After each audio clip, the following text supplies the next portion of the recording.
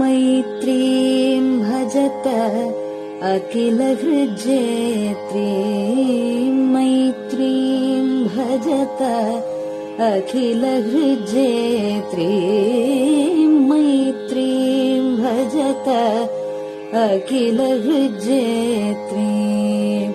आत्मवदेव परानपि पश्यत आत्मवदेव परानपि पश्यत युद्धं त्यजत स्पर्धां त्यजत युद्धं त्यजत स्पर्धां त्यजत त्यजत परेष्वक्रममाक्रमणम् त्यजत परेष्वक्रममाक्रमणम् मैत्रीं भजत अखिलहृज्जेत्रीं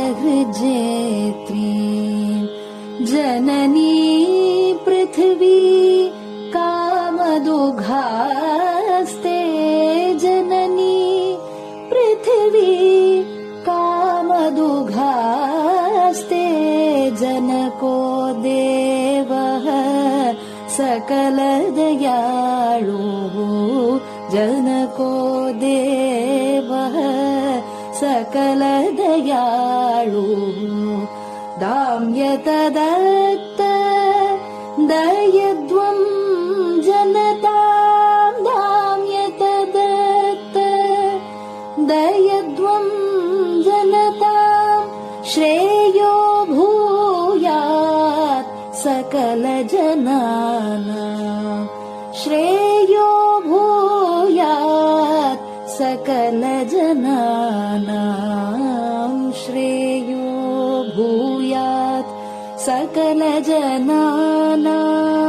श्रेयो भूयात् सकलजनानां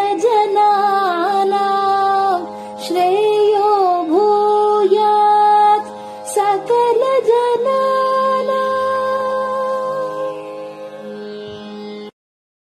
பெரிவாசரணம். மைத்ரீம் பஜத. பாடியவர் குமாரி சிவஸ்ரீ ஸ்கந்தபிரசாத். பெரியவா சரணம். வணக்கம். பெரியவா வானொலியின் காலை நிகழ்ச்சிகளுக்கு உங்களை அன்புடன் வரவேற்கிறோம். முதலில் பெரியவா சுப்பிரபாதம்.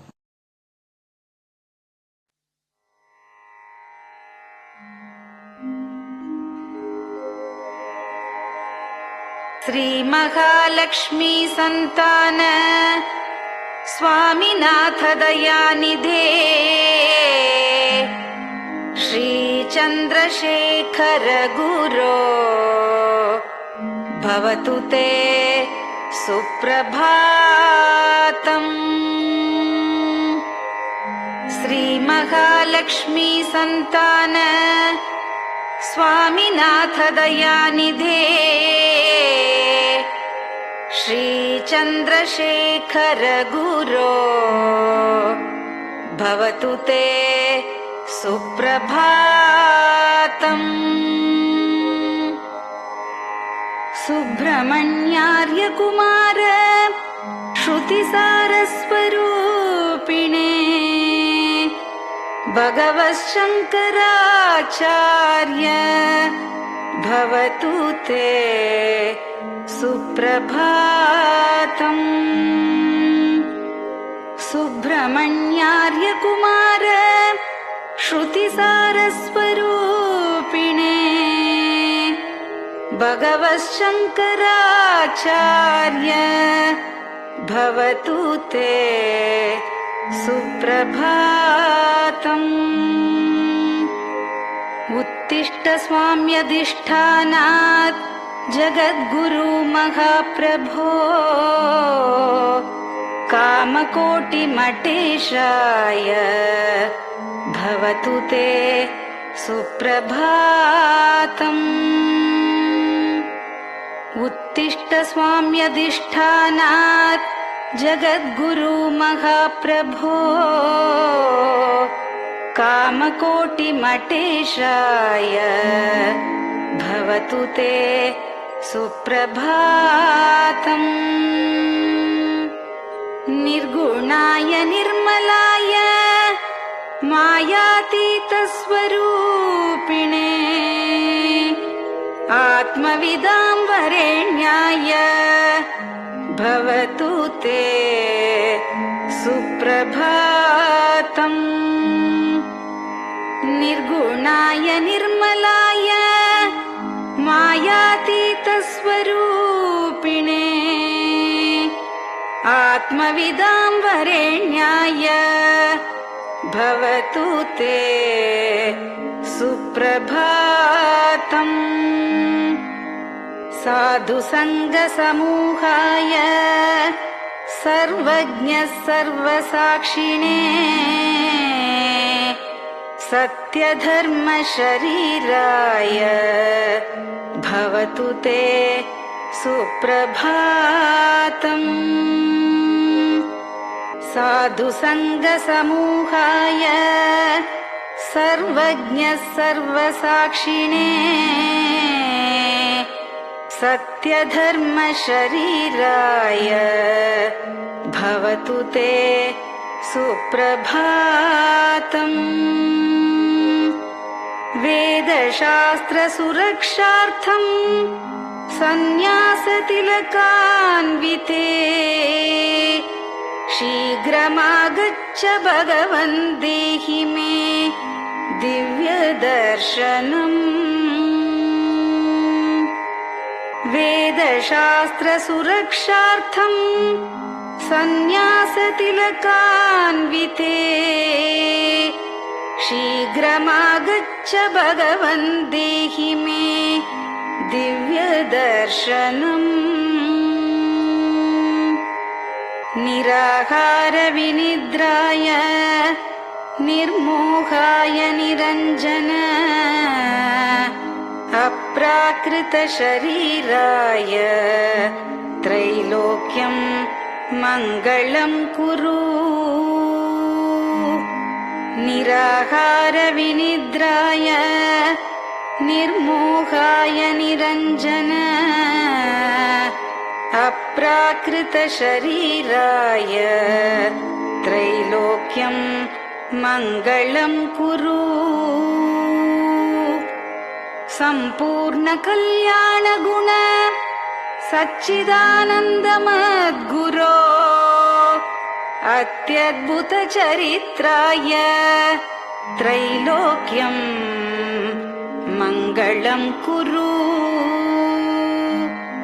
सम्पूर्णकल्याणगुण सच्चिदानन्दमद्गुरो अत्यद्भुतचरित्राय त्रैलोक्यं मङ्गलं कुरु।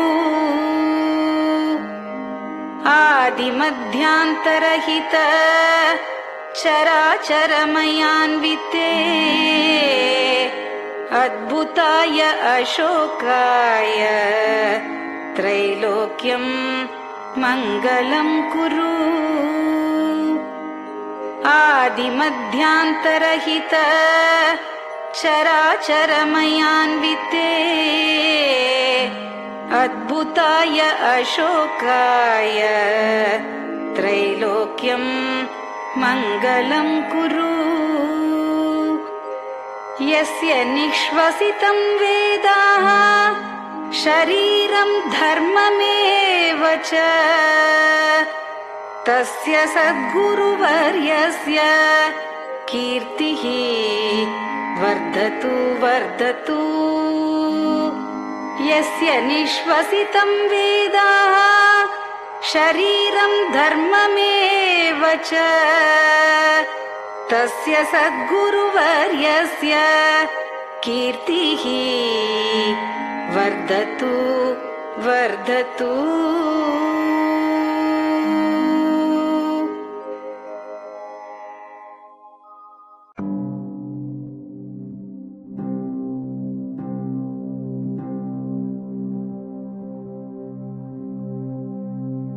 हर हर शङ्कर जय जय शङ्कर हर हर शङ्कर जय जय शङ्कर हर हर शङ्कर जय जय शङ्कर हर हर शङ्करा हर हर शङ्कर जय जय शङ्कर हर हर शङ्कर जय जय शङ्कर हर हर शङ्कर जय जय शङ्कर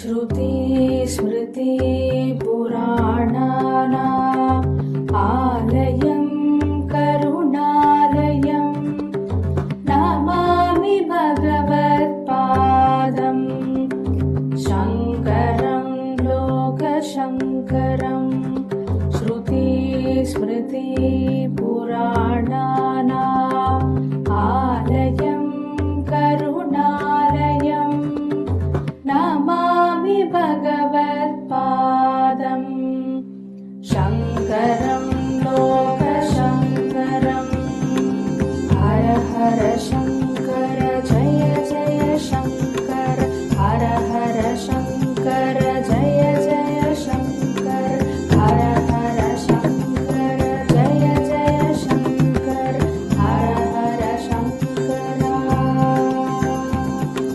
हर हर शङ्कर जय जय शङ्कर हर हर शङ्कर जय जय शङ्कर हर हर शङ्कर जय जय शङ्कर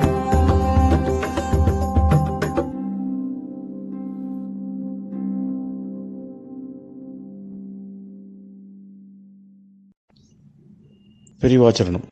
பெரியவா கராவலம்பம். பாடியவர் ஸ்ரீமதி லதா ஸ்ரீதரன் அவர்கள். प्रातः स्मरामि भवदीयमुखारविन्दम् मन्दस्मितं च जनितापहरं जनानाम् प्रातः स्मरामि भवदीयमुखारविन्दम् मन्दस्मितं च जनितापहरं जनानाम् सम्पत्करीं च भवतोऽत्र कटाक्षलक्ष्मीं काञ्चीमठेश मम देहि करावलम्बम् सम्पत्करीं च भवतोऽत्र कटाक्षलक्ष्मीं काञ्चीमठेश मम देहि करावलम्बम् काञ्चीमठेश मम देहि करावलम्बम् काञ्चीमठेश मम देहि करावलम्बम् काञ्चीमठेश मम देहि करावलम्बम् प्रातः स्मरामि कलिदोषहराणि यानि हृद्यानि दिव्यमधुराणि मनोहराणि प्रातः स्मरामि कलिदोषहराणि यानि हृद्यानि दिव्यमधुराणि मनोहराणि वाक्यानि तेऽध्यवदनाम्बुजनिर्गतानि काञ्चीमठेश मम देहि करावलम्बम् वाक्यानि तेऽध्यवदनाम्बुजनिर्गतानि काञ्चीमठेश मम देहि करावलम्बम् काञ्चीमठेश मम देहि करावलम्बम् काञ्चीमठेश मम देहि करावलम्बम् काञ्चीमठेश मम देहि करावलम्बम् वक्षस्थलं विमलहेम समानवर्णम् भस्माङ्कितं जनमनोहर कुङ्कुमाक्तम् वक्षस्थलं विमलहेम समानवर्णम् भस्माङ्कितं जनमनोहर कुङ्कुमाक्तम् प्रातः स्मरामि भवतोऽत्र चिरं महात्मन् काञ्चीमठेश मम देहि करावलम्बम् प्रातः स्मरामि भवतोऽत्र चिरं महात्मन् काञ्चीमठेश मम देहि करावलम्बम् काञ्चीमठेश मम देहि करावलम्बम् काञ्चीमठेश मम देहि करावलम्बम् काञ्चीमठेश मम देहि करावलम्बम् मत्तेभतुल्यगमनं च निरीक्ष्यतेऽद्य यात्वा वनान्तरमनन्तगजाश्च लीनाः मत्तेभतुल्यगमनं च निरीक्ष्यतेऽद्य यात्वा वनान्तरमनन्तगजाश्च लीनाः प्रातः स्मरामि गजराजगतिं तवेदम् काञ्चीमठेश मम देहि करावलम्बम् प्रातः स्मरामि गजराजगतिं तवेदम् काञ्चीमठेश मम देहि करावलम्बम् काञ्चीमठेश मम देहि करावलम्बम् काञ्चीमठेश मम देहि करावलम्बम् काञ्चीमठेश मम देहि करावलम्बम् दक्षेण दण्डमवलम्ब्य सदैतरेण हस्तेन चारुकलशं च विराजमानम् दक्षेण दण्डमवलम्ब्य सदैतरेण हस्तेन चारुकलशं च विराजमानम् रक्ताम्बरं च तव चारु कटिं स्मरामि काञ्चीमठेश मम देहि करावलम्बम् रक्ताम्बरं च तव चारु कटिं स्मरामि काञ्चीमठेश मम देहि करावलम्बम् काञ्चीमठेश मम देहि करावलम्बम् काञ्चीमठेश मम देहि करावलम्बम् काञ्चीमठेश मम देहि करावलम्बम्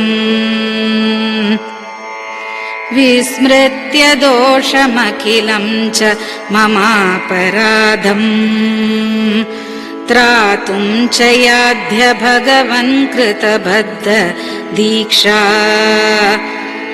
विस्मृत्य दोषमखिलं च ममापराधम् त्रातुं च याध्य भगवन् कृतबद्ध दीक्षा प्रातः स्मरामि यति पुङ्गवतेऽनुकम्पाम् काञ्चीमठेश मम देहि करावलम्बम् प्रातः स्मरामि यति पुङ्गव तेऽनुकम्पाम् काञ्चीमठेश मम देहि करावलम्बम् काञ्चीमठेश मम देहि करावलम्बम् काञ्चीमठेश मम देहि करावलम्बम् काञ्चीमठेश मम देहि करावलम्बम् प्रातः स्मरामि भवदीय पदारविन्दम्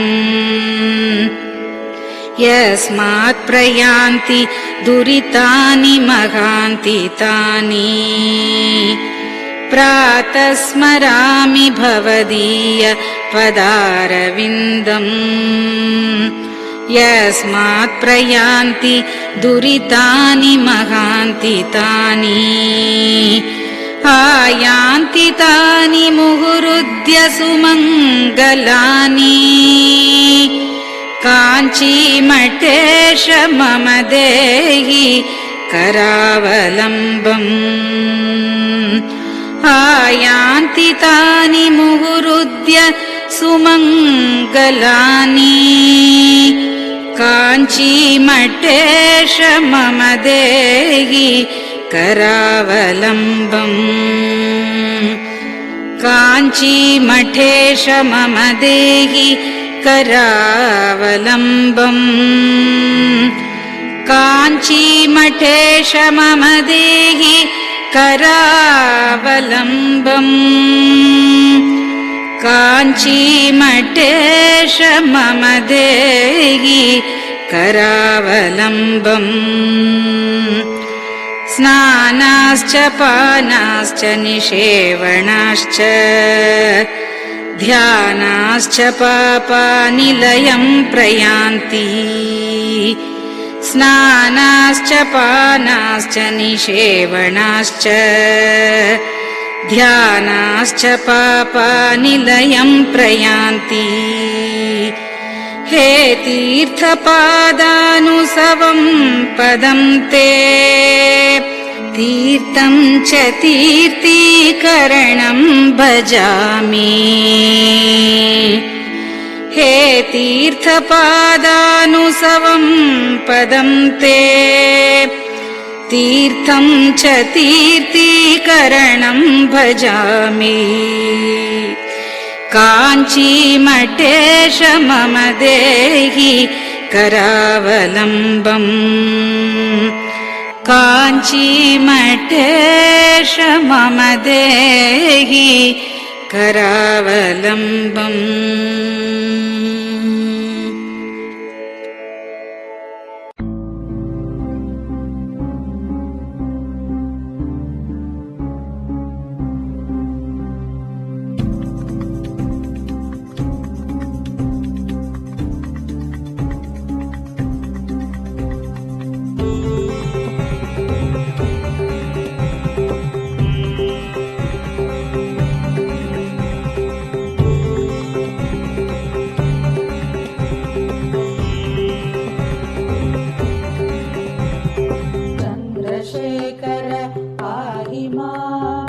चन्द्रशेखर रक्ष माम् चन्द्रशेखर पाहि माम् जय चन्द्रशेखर रक्ष माम् हर हर शम्भो शिव शिव शम्भो हर हर शम्भो शिव शिव शम्भो हर हर शम्भो शिव शिव शम्भो हर हर शम्भो शिव शिव शम्भो चन्द्रशेखर पाहि माम् चन्द्रशेखर रक्ष माम् चन्द्रशेखर पाहि माम् जय चन्द्रशेखर रक्ष माम् हर हर शम्भो शिव शिव शम्भो हर हर शम्भो शिव शिव शम्भो हर हर शम्भो शिव शिव शम्भो हर हर शम्भो शिव शिव शम्भो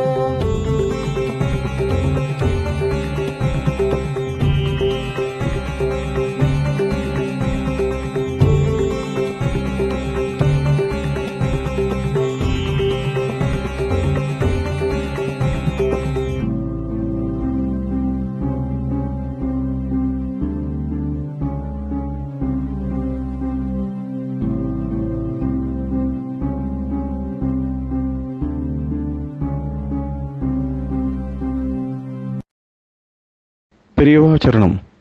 நீங்கள் கேட்க இருப்பது பெரியவா குரல். மகா பெரியவா உபன்யாசங்களில் இருந்து சில பகுதிகள். நமः பார்வதி பதயே. கோவிந்தநாம கீர்த்தனம். ஒரு விசேஷம், எல்லா புஸ்தகங்களை காட்டிலும் அந்த பகவத்கீதைக்கு ஒரு கீர்த்தி அதிகமாக ஏற்பட்டிருக்கு. இந்த மாதிரி ஞானத்தை உபதேசம் பண்ற புத்தகங்கள் எவ்வளவோ இருக்கலாம். பாரதத்திலேயே பார்த்தா இதே பாரதத்தில் ரொம்ப இடங்கள்ல ஞானோபதேச கட்டங்கள் வருது. இன்னும் விஷ்ணு புராணாதிகளில் இன்னும் ரொம்ப நிறைய ஸ்காந்தத்தில் சூதசமிதியில் சிவபுராணங்கள்லையும் சரி, வைஷ்ணவ புராணங்களையும் சரி, சைவ புராணங்களையும் சரி ஞானோபதேச கட்டங்கள் நிறைய இருக்கு. இன்னும் ஆகவங்கள்லேயும் அந்த மாதிரி ஞானோபதேசம் பண்ணுற இடங்கள் நிறைய இருக்கு. இருந்தாலும் அந்த மாதிரி இது ஒரு இதிகாசத்துலேயே ஒரு பாகம் தான் பகவத்கீதைங்கிறது.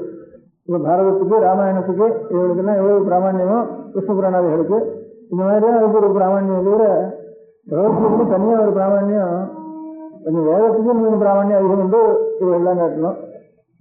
இத்திஹாச புராணங்களெல்லாம் காட்டணும். ஒரு கால அதை காட்டிலும் கூட ஸ்மிருதிக்கு இன்னும் பிராமணியம் ஜாஸ்தி உண்டு மன்வாத ஸ்மிருதிகளுக்கு. பாரதத்தை காட்டிலும் மன்வாத ஸ்மிருதிகளுக்கு இன்னும் பிராமணியம் அதிகம் உண்டு. மன்வாத ஸ்மிருதிகளை காட்டிலும் வேதத்துக்கு இன்னும் அதிக பிராமணியம் உண்டு.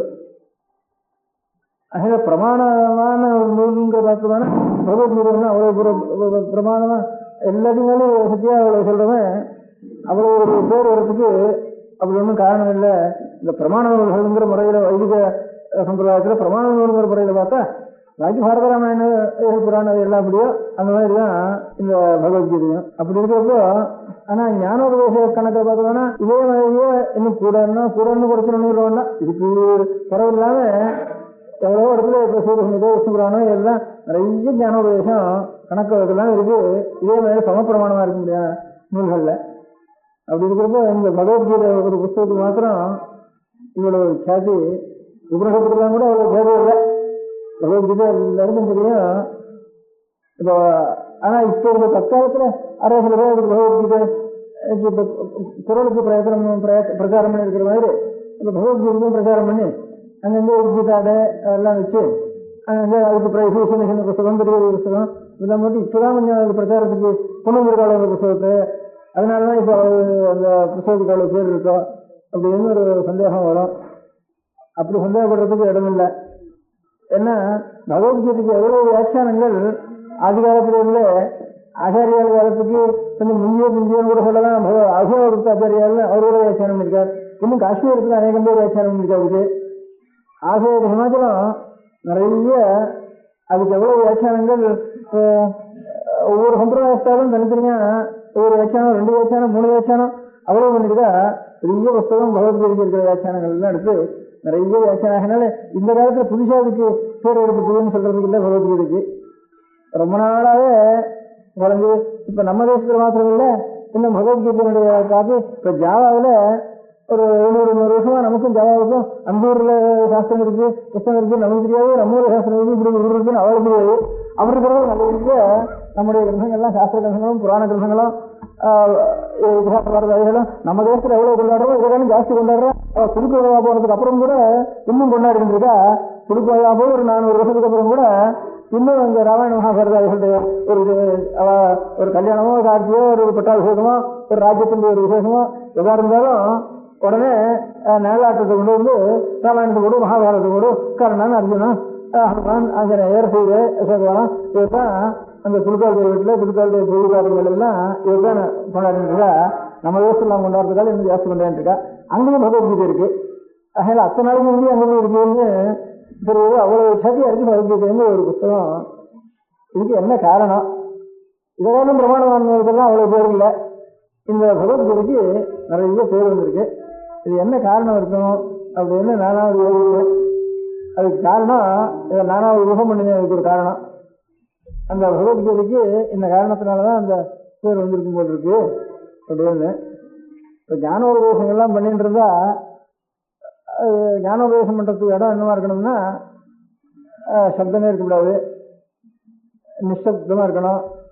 நல்ல அழகான மரங்கள், செடிகள், நல்ல நதி தீரங்கள், இந்த தீர்த்தங்கள், ஒரு சாந்தமான இடங்கள், அந்த மாதிரி இவளுக்கும் ஒரு மனசுல ஒரு கவலை இதில் இல்லாமல் இருக்க முடியாத சமயத்தில், குருவுக்கும் சாந்தி நல்ல சாந்தமாக இருக்கிற சமயத்தில், சிஷ்யனும் ரொம்ப சௌகரியமாக இருக்கிற சமயத்தில், இடங்களும் நல்ல சௌகரியமாக ஜலராமணியகம், ஸ்தலராமணியகம், இப்படி ஒரு நிழல் சாந்தம், ஒரு சாந்தியை வளர்க்கக்கூடிய இடத்துல தான் அநேகமாக ஒரு ஆசிரமங்கள் ஏற்பட்டு அந்த ஆசிரமங்களில் மகர்ஷிகள் அந்த சிஷ்யாளுக்கு அப்படி முன்னோர்கள்லாம் உபதேசம் பண்ணுவார்.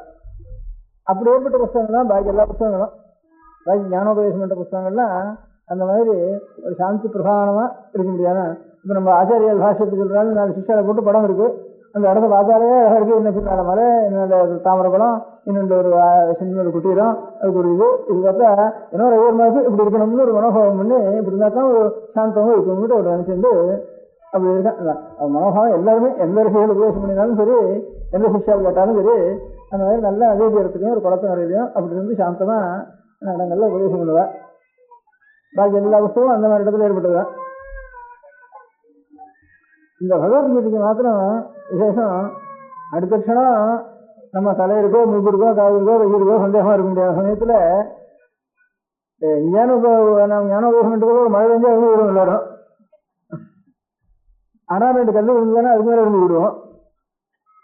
அவன் என்னன்னா கல்லு மாத்திரம் இல்லை, தன்னுடைய உயிர் எது வேணாலும் சரி இது பேசிட்டே இருக்கப்போ தலையிட்டு போடுறதோ காலுக்கு போடுறதோ அப்படின்னு சந்தேகம். அப்படி இருந்தாலும் அதெல்லாம் தூரத்தில் இருக்கட்டும் அப்படின்னுட்டு உயிர் எப்படி போனாலும் சரி, உயிரோ சரீரமோ இது எல்லாத்தையும் காட்டிலும் நமக்கு ஞானத்தை நாம் தர வேண்டியதான் முக்கியம். இன்னும் அடுத்த க்ஷணம் உயிர் போறதா இருந்தாலும் சரி, அதுக்குள்ள 2 க்ஷணம் இருந்தாலும் அடுத்த க்ஷணத்துக்குள்ள என்ன காரியம்னா ஞானத்தை நான் அடைய வேண்டியதான் முக்கியம் அப்படின்னு நினைச்சிட்டு அப்பேற்பட்ட ஒரு ரணகளத்துல, ரணகளம்னு ரணம்னா யுத்தத்துக்கு யுத்த களம்னு சொல்றதுக்கு ரணகளம்.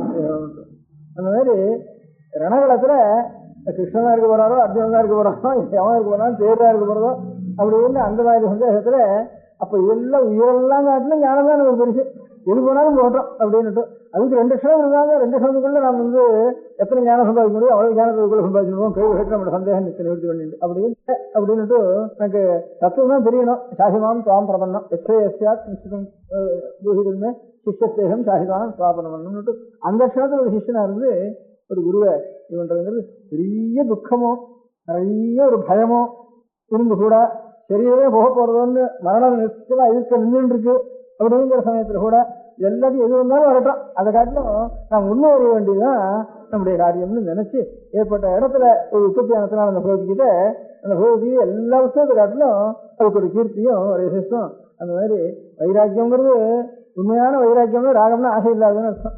உயிரிலேயே ஆசை இல்லை, உடம்புலாம் ஆசை இல்லை, உண்மையான ஒரு இடத்துல ஆசை. அப்படிங்கிறதுனால ஏற்பட்ட ஒரு நிரூபணத்தோட ஏற்பட்ட ஒரு புத்தகம் பகவத்கீதை. அதனாலதான் இதுக்கு இவ்வளவு பேர் வந்துருக்குன்னு நானா ஒரு ஊகம் பண்ணிட்டேன். அந்த பகவத்கீதைக்கு தம்பி தான் தீபாவளின்னு நினைச்சேன். பகவத்கீதைக்கும் தீபாவளிக்கும் சம்பந்தம் இல்லையே, அது ஞானம் இதுன்னுட்டு நாளைக்கு வரப்போது தீபாவளி, இந்த தீபாவளியும் பகவத்கீதைக்கு தம்பின்னுட்டு நினைச்சிருந்தேன். புஸ்தகத்தில் எப்படி பகவத்கீதை ரொம்ப சாத்தி கிடையாதோ அந்த மாதிரி எல்லாரும் பண்றது தீபாவளி தெரியாத இந்தியாவில் ஒருத்தன் இருக்க மாட்டான் உலகத்துல. ஒரு வண்டியை ஒருத்தனுக்கு தெரியும், ஒரு வண்டிக்கு தெரியாது, வடக்கு தெரியாது, கிழக்கு தெரியும், கிழக்கு தெரியாது, ஒரு ஜாதிக்கு தெரியும், இந்த ஜாதிக்கு தெரியாது, அப்படியே அநேக வண்டிகள் இருந்துருக்கோம்.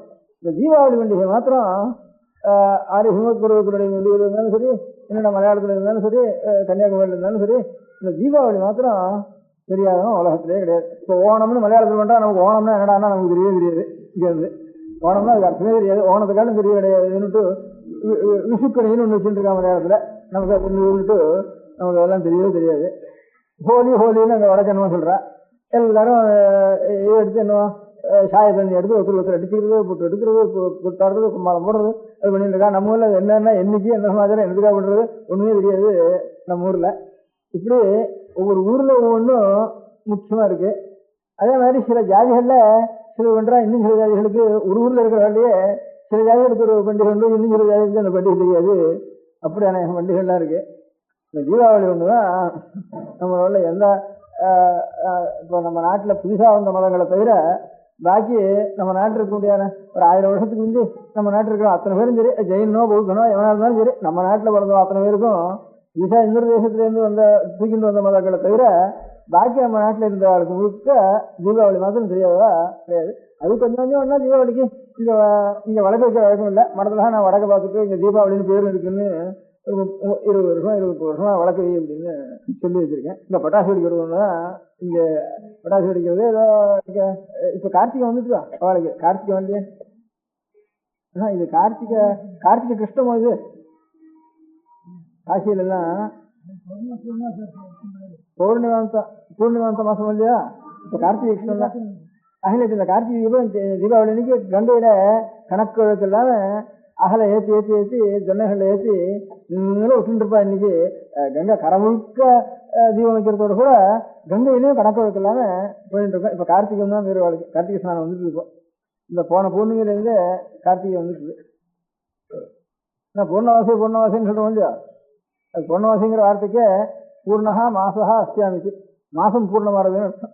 அதனால பூர்ணமியிலேருந்து தான் பூர்ணிமை வரைக்கும் ஒரு மாசம். நமக்கெல்லாம் அமாவாசையிலேருந்து அமாவாசை மாசம் இந்த சாந்திர மாசம் வச்சுட்டு இருக்கோம். அவளுக்கு பூர்ணிமையிலேருந்து பூர்ணிமை மாசம் அவாசாந்திரமானம் வச்சுட்டு இருக்கா வடக்க. எப்படி இருந்தாலும் இந்த தீபாவளி இன்னைக்கு தான். இந்த தீபாவளிங்கிறது இதுவும் பகவத்கீதைக்கு தம்பின்னு வச்சுட்டு இருக்கேன். இவ்வளவு பேர் இருக்கிறதுனால பாக்கி இதை காட்டிலும் எவ்வளவோ வசந்த சௌதமான கர்மாக்கள்லாம் இருக்கு, பாக்கி இருக்க முடியாத அனுஷ்டானங்கள்லாம் இருக்கு. அது எல்லாத்தையும் காட்டிலும் சுவாமி பிறந்த நாள்லாம் இருக்கு, சுவாமி அவதாரம் பண்ணி நாள்லாம் இருக்கு, தர்மசாஸ்திரத்தில் சொன்ன புண்ணியகாலங்கள்லாம் இருக்கு, வேதத்தில் சொன்ன புண்ணியகாலங்கள்லாம் இருக்கு, அவ்வளவா புராணங்கள் பகவத் அவதாரங்கள் இருக்க முடியாத புண்ணியகாலங்கள்லாம் இருக்கு. அது எல்லாத்தையும் காட்டிலும் இந்த இது மாத்திரம் ரொம்ப பெருசா எல்லாருக்கும் தெரிஞ்சது இந்த தீபாவளிங்கிறது ஒன்று. இந்த தீபாவளிக்கு இவ்வளவு பேர் இருந்ததுனால அப்படின்னுட்டு அதுவும் முடியாதுன்னு ஒன்று இந்த பகவத்கீதை மாதிரி தான் அதுக்கும் தீர்மானம் பண்ணிங்க. அது அவனும் தான் பிராக் ஜோதிஷபுரம்னுட்டு அஸ்ஸாம் கிட்ட ஒரு ஊர் இருந்துதான். அந்த ஊர்ல இதுதான் பௌமன்னு அவனுதான் நரகாசுரம்னு பேர். அவனுக்கு அந்த ஊர்ல ரொம்ப வியாபகமா இருந்தான். அவன் ரொம்ப அநேக சிரமங்கள் படுத்திட்டு இருந்தான். எல்லாரையும் சக்தி வந்துட்டு தபஸ் பண்ணினா வரம் கிடச்சி வச்சு அது தாமசமான வரமா வாங்கிட்டு எல்லாரையும் ஹிம்சை பண்றதுக்கு லோகத்தில் இருக்கிற ராஜ்யத்தில் இருக்க முடியாத அத்தனை பேரையும் உண்டு. அநேக ஸ்திரீகளுக்கு ஹிம்சையும், அநேக குழந்தைகளுக்கு ஹிம்சை, பெரியவாளுக்கு ஹிம்சை, தபஸ் பண்றவாளுக்கு ஹிம்சை, இப்படிலாம் பண்ணிட்டு எல்லாத்தையும் ஊர்ல கொண்டு வச்சுட்டு இவ்வளவு கஷ்டங்கள்லாம் படிச்சுட்டு இருந்தான். லோக கண்டகனா இருந்தான். அது தெரிஞ்சு பகவான் அவனை போய் அவன் ரொம்ப அத்தனை கோட்டை அந்த கோட்டை எந்த கோட்டைன்னு ஒவ்வொரு அக்னி கோட்டை, நெருப்பு கோட்டை, ஜலக்கோட்டை, எப்படி ஒவ்வொரு பூதங்கள்னாலையும் ஒவ்வொரு கோட்டைகளை கட்டிட்டு அங்கிட்ட வராமல் இருக்க முடியா.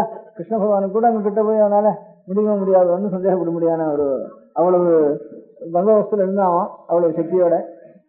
அப்புறம் சுவாமி போய் அந்த நோய் யுக்தி பண்ணி அவதாரம் பண்ணினவாள் அதுக்கு தகுந்த யுக்திகளை தான் பண்ணி அங்கே போய் அவனை சம்ஹாரம் பண்ணினான். அவன் சம்ஹாரம் பண்றப்போ அவனுடைய தாயார் பூமி தேவின்னு சொல்றது, பூமி தேவியுடைய அவதாரம் பூமி தேவின்னு சொல்றது. அவன் பகவானை பார்த்த உடனே அவளுக்கு தன் பிள்ளை மறந்து போனதோ, மறிச்சு போனதோ, பிள்ளை சாரதோ, அவனை கொலை பண்றதோ, இது எல்லாமே பகவான் தரிசனம் நம்ம கிடைச்சது. இது பிள்ளைன்னா ஒரு நிமிஷத்துக்கும் பிள்ளை வருது, பிள்ளை போறது அப்படின்னு இது ஒரு பக்கம் இருக்கட்டும் அப்படின்னுட்டு பிள்ளையினுடைய ஒரு இதை கூட புத்திரசோகத்தை காட்டிலும் மாதாவுக்கு வேற ஒண்ணுங்க, ஸ்திரீகளுக்கு அதை காட்டிலும் துக்கங்கிறது வேற ஒண்ணுமே கிடையாது. பர்த்தா போறான்னா தனக்கு ஒரு இது வரைக்கும் இருக்க சௌகரியங்கள் குறைஞ்சுங்கிற ஒரு லௌகிக துக்கமும் அதில் சேர்ந்துருக்கு.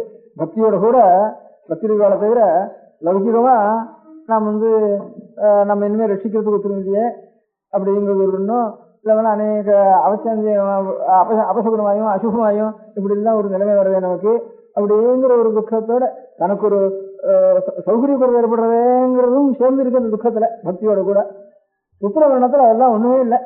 சின்ன குழந்தை போனா கூட அது தாங்க முடியாத புத்திர சோகம். அதுலயும் எத்தனைக்கு எத்தனை கொஞ்சம் கூட வயசாகிறதோ அத்தனைக்கு எத்தனை புத்திர சோகம் தாங்காது. இப்படி லோகத்துல முழுக்க பெரிய சக்கரவர்த்தி மாதிரி இருந்து எல்லாம் கிடுகிடுன்னு உலகமே எடுக்க முடியாதான் ஒரு ராஜ்யபாரம் பண்ணிட்டு இருந்த ஒரு பையன், ஒரு புத்திரன் அவனுக்கு போனாங்கிறது கூட நினைச்சானே. பகவானுடைய கையால அவனுக்கு பெரிய அவனுக்கு மோட்சம் ஏற்பட்டதுன்னு, பகவானுடைய கையால மோட்சம் ஏற்பட்டோம் அவனுக்கு சரி. நமக்கு பகவானுடைய எந்த புண்ணியம் பண்ணுமோ, பாவம் பண்ணதுனால பகவான் தாரோ புண்ணியம் பண்ணதுனால பகவான் தாரோ தெரியல. பாவம் பண்றதுனால பெரிய தப்பு பண்றதுனால பகவான் வர, அது ரொம்ப புண்ணியம் பண்ணினாலும் தான் பகவான் வருவார், ரொம்ப பாவம் பண்ணினாலும் பகவான் ஒரு போல் இருக்கு.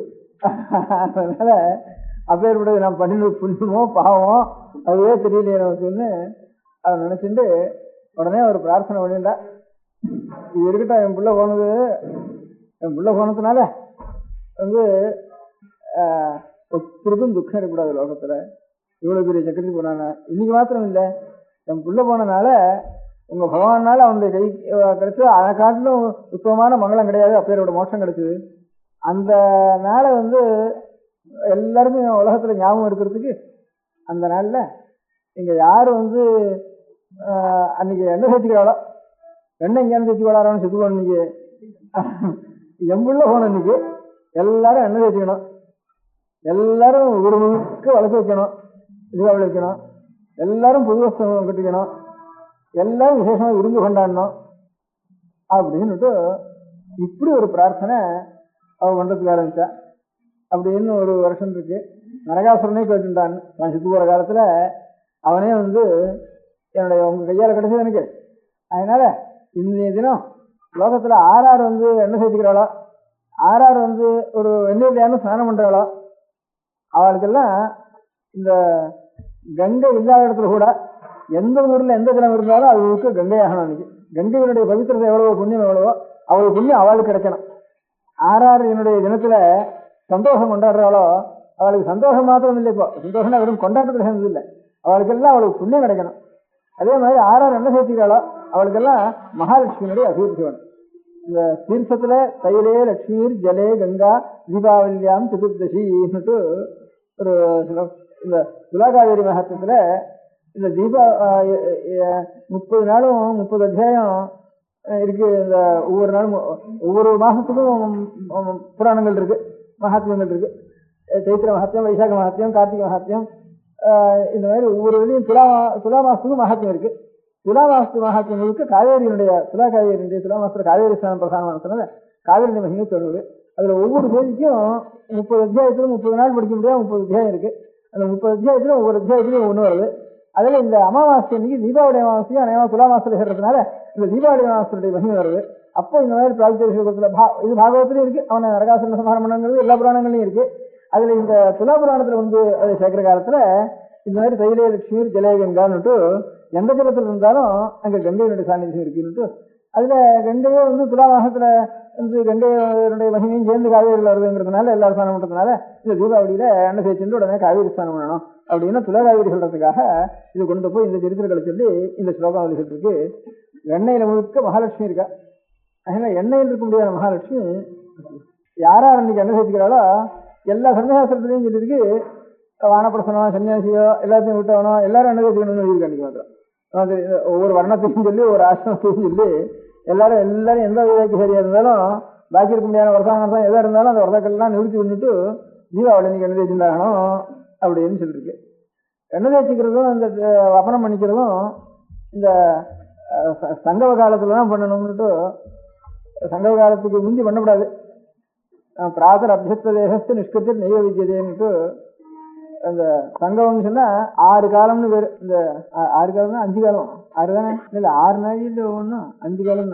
பிராத காலம், சங்கவ காலம், மாத்தியான்ய காலம், அபராண்ட காலம், சாயங்காலம் 5 காலம் தான். இந்த பகல்ல 6 நாள் ஒவ்வொன்றுக்கு.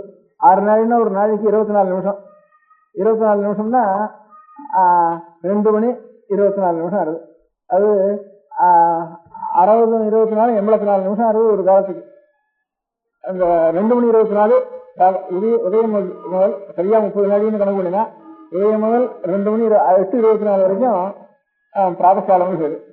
8:24 இருந்து 10:48 வரைக்கும் சங்கவ காலம்னு பேரு. 10:48 இருந்து 1:12 வரைக்கும் மாத்தியான்ய காலம்னு பேரு. 1:12 3:38 வரைக்கும் அது அபராஹ்ன காலம்னு பேரு. அதுக்கப்புறம் 6 மணி வரைக்கும் சாயங்காலம்னு பேரு. பிராத சங்கவ மாத்தியான அபராஹ்ன சாயங்காலான்னு பேரு. இதுல இன்னென்ன காலத்துல என்னென்ன பண்ணணும்னு சமசாஸ்திரத்துல இருக்கு. அதுல இந்த அபியங்கம்னா என்ன சேர்த்துக்கிறது, க்ஷௌரம், இது ரெண்டும் இந்த ஹோமங்கள் பிராயஷ்சித்தங்கள் இதெல்லாம் சங்கவ காலத்துல பண்ண வேண்டிய காரியம். இந்த காயத்ரி கூட காயத்ரி ஜபம்ங்கிறது 8 மணி 24 அப்புறம் தான் அது பிராயஷ்சித்த அர்த்தம் ஏற்பட்டது. காயத்ரி அந்த காயத்ரி ஜபத்துல வருஷாந்திரத்துல பண்ற காயத்ரி ஜபத்துக்கு அந்த காயத்ரி ஜபம்னு ஒரு நாள் போடுறேன், அன்னைக்கு பண்றது அது பிராயஷ்சித்த ரூபம். அது பிராயஷ்சித்த ரூபம் சங்கவ காலத்துல மண்ணும் விடியாலம்பரம் பண்ணிவிட்டாரு. விடிகாலம் சகசிரார்த்தம் பண்றதுனால அது தனியா பண்ண வேண்டியது.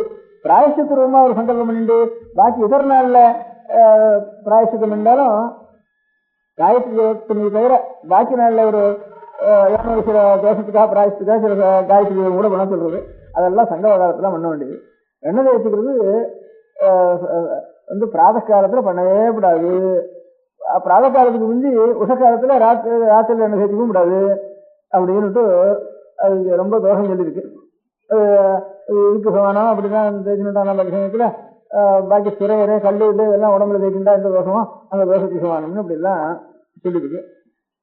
அப்படி இருந்தாலும் இதுக்கு விசேஷ இது இன்னைக்கு அவன் எது உனக்கு நீ கேட்டது அவன் பிரார்த்திக்கின்றதுனால இந்த உஷக்காலத்திலேயே பண்ணிக்கணும். அது நேரம் விபரீதமா இப்போ ஒரு பசுவை கூட நம்ம ஒரு பிராணியை கூட கொல்லப்படாது, ஆனா யஜ்யத்துல பிராணி ஹிம்சை பண்ணினா தோஷம் இல்லைன்னு சொல்ற மாதிரி நேர விபரீதம் சொல்ற மாதிரி அதே மாதிரி என்ன சேர்த்துக்கவே கூடாது இந்த 8:30 மணிக்குள்ள.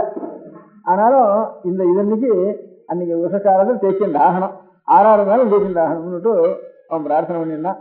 அந்த அவன் பிரார்த்தனைய சுவாமி யாரான்னு வச்சான், அவன் தாயாரா பிள்ளை பெருவிடுத்து அப்பாரான்னு ஊரெல்லாம் நல்லா இருக்கணும்னு கேட்பாடு முடியாது. அப்ப அவளுடைய வைராக்கியம் எவ்வளவு மனசுல ஒரு இது இருந்து நான் எல்லாரும் சந்தோஷமா இருக்கணும்னு மாத்திரம் இல்லை, எல்லாருக்கும் புண்ணியமும் கிடைக்கணும்னு அது மாத்திரம் இல்லை. அதனால இந்த கங்கையே எல்லா தீர்த்தத்தையும் வரணும், கங்கா ஸ்நானம் எல்லாரும் பண்ணி கங்கா ஸ்நானத்துக்கு புண்ணியம் உண்டோ அந்த புண்ணியம் வாழ் கிடைக்கணும். அதே மாதிரி லட்சுமி எல்லாருக்கும் ஐஸ்வர்யம் கிடைக்கணும், சேமமும் கிடைக்கணும் அப்படின்னு இப்படி ஒருத்தர் சாகுந்தர் வாயில ஒருத்தன் கேட்டுக்கோனா, சாகுந்தர் அவன் கேட்டுட்டா கூட கேட்டுக்கோ, பிள்ளைகளுக்கு கொடுத்த தாய் கேட்டுக்கோளா அவளுடைய வயரடிய காலத்துல இப்படி தன்னுடைய வயரடிய காலத்துல இவ்வளவு துக்க மத்தியில ஒரு பெரிய உற்சவத்துக்கு பிரார்த்தனை பண்ணிட்டு அதுக்கு பகவான் அனுகிரகம் பண்ணி அப்படி இருக்க முடியாத ஒரு உற்சவம், அது ஒரு உற்சவம் இருக்காது, திரும்ப பிரார்த்திச்சுட்டு இருக்க மாட்டா. அதனால இதை காட்டிலும் ஒரு வைராக்கியமும் உண்மையா லோகம் முழுக்க க்ஷேமமா இருக்கணுங்கிற ஒரு எண்ணத்தோடு ஏற்பட்ட ஒரு உற்சவம். அதுல இருந்து நம்முடைய ஒரு துக்கங்கள்லாம் பெருசு இல்லை, ஊரெல்லாம் நல்லா இருந்தா போதும். நமக்கு பரம துக்கம் இருக்கிற காலத்துல பாக்கியத்துல தோணும், சாமானிய சமயத்துல பரம துக்கத்தை அனுபவிச்சு இருக்கிற க்ஷணத்துல இந்த துக்கங்கள்லாம் லட்சியம் இல்லை.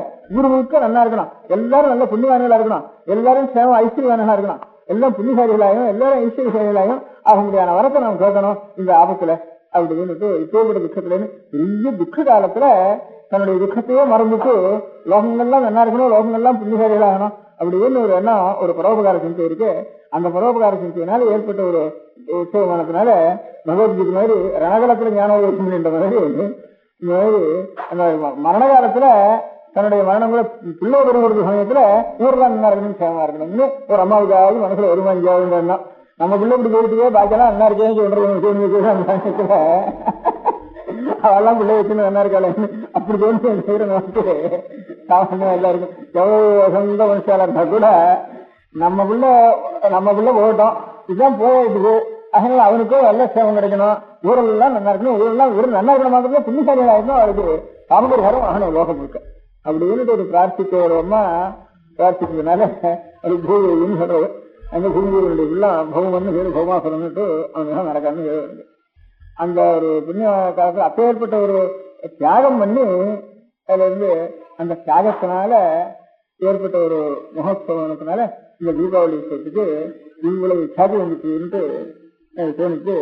பகவத்கீதை எப்படி ஏற்பட்ட பகவத்கீதை எந்த மாதிரி உண்டாச்சோ அந்த மாதிரி லோகத்துல ஒரு புத்தகம் உண்டால அப்பேற்பட்ட இடத்துல இந்த மாதிரி பெரிய வயரவிஞ்சான சமயத்துல சந்தமா லோகம் முழுக்க நல்லா இருக்கணும், புண்ணியசாலியா இருக்கணும்னு ஒரு எண்ணம், பெரிய எண்ணம் வந்து அந்த எண்ணத்தினுடைய மிக இந்த இது இப்ப ஏற்பட்ட ஒரு பெரிய தீபாவளிக்கு இவரெல்லாம் தீபாவளின்ட்டு பேர் வரத்துக்கு ஏற்பட்டு சொல்ற வழக்கம். அப்படின்னு நான் நினைச்சேன். சில வழக்கம் இல்லை, நான் நானா ஊகம் பண்ணி எனக்கு ஒரு தோணி நகரத்தை எனக்காக சொல்லணும். அவ பிரார்த்திக்கிறதுனால அவள் நல்ல உயர்ந்த நல்ல அவளுக்கு ஈடான ஒரு மனோபாவம் யாருக்கும் இல்லை. அவ்வளவு உயர்ந்த மனோபாவத்தை அடைஞ்சிருந்தது இதுல இருந்து தெரியுதுன்னு நான் உறுதி வந்துருக்கு. அவள் அடைஞ்சு இருக்கட்டும், நமக்கு என்ன செய்யனால கேட்டா அப்படி அவ அப்படி பிரார்த்திக்க முடியாத பிரார்த்திக்கின்ற ஒரு பெரிய மகத்துவம் உலகம் உள்ளனாலும் உள்ளளவும் வந்திருந்தானா நமக்கும் அது மாதிரி நம்முடைய சொந்த குடும்பத்திலேயோ நம்முடைய சொந்த முறையிலேயோ ஏற்பட்ட கஷ்டங்கள்லாம் பெரிய கஷ்டம் இல்லை, ஊரெல்லாம் நல்லா வாழணும் அப்படிங்கிற எண்ணம் நமக்கு நாம் மறந்து வரக்கூடாது. அதான் நமக்கு ஏற்பட்ட லாபம் இருந்து தீபாவளி எப்படிதான் ஏற்பட்டது என்ன, தனக்கு பெரிய விஷயம் இருந்தாலும் இவரெல்லாம் நல்லா இருக்கணும்னு ஒருத்த பிரார்த்திக்கிறதுனால இந்த விஷயம் ஏற்பட்டதுங்கிற மூலத்தை நம்ம தெரிஞ்சுக்கவானா நமக்கு கொஞ்சமாவது உரைக்கும். கஷ்டம் வர்றது சகஜம், நாம் தப்பும் பண்ணுவோம், தப்புக்கு ஒரு கஷ்டம் அனுபவிப்போம். தப்புக்கு ஒரு கஷ்டத்தை தப்பு பண்ணிட்டுக்காக ஒரு கஷ்டத்தை அனுபவிக்கிற காலத்துல அந்த தப்பு சில சமயம் நமக்கு தெரியும், சில சமயம் தெரியாம இருக்கலாம். நாம் என்ன தப்பு பண்ணினோம்னு தெரியாம இருக்கலாம். அப்பவும் சில கஷ்டம் அனுபவிப்போம். தெரிஞ்சும் நமக்கு நியாயம்தான், நம்ம இவ்வளவு பண்ணிருக்கோம், நம்ம பண்ணிருக்கிறதுக்கு இந்த கஷ்டம் நமக்கு வந்திருக்கு அப்படின்னு தெரிஞ்சும் ஒரு சமயங்கள்ல சமாதானம் பிடிச்சிக்கும். நம்ம ஒரு இந்த ஜென்மத்தில் நம்ம ஒரு பாவம் பண்ணலையே, எனக்கு இவ்வளவு கஷ்டம் வந்திருக்கு, இதுக்கு என்ன காரணம், காரணம் இல்லாமல் இருக்குது, இப்படி வரதுக்கு கொஞ்சம் கூட நியாயம் இருக்குன்னு சில சமயம் துக்கவும் விடுவோம். நமக்கு தெரிஞ்சுக்கிட்டும் தெரியாத போட்டோம், எல்லாம் நமக்கு தெரியும்னு தீர்மானம் பண்ண முடியாது.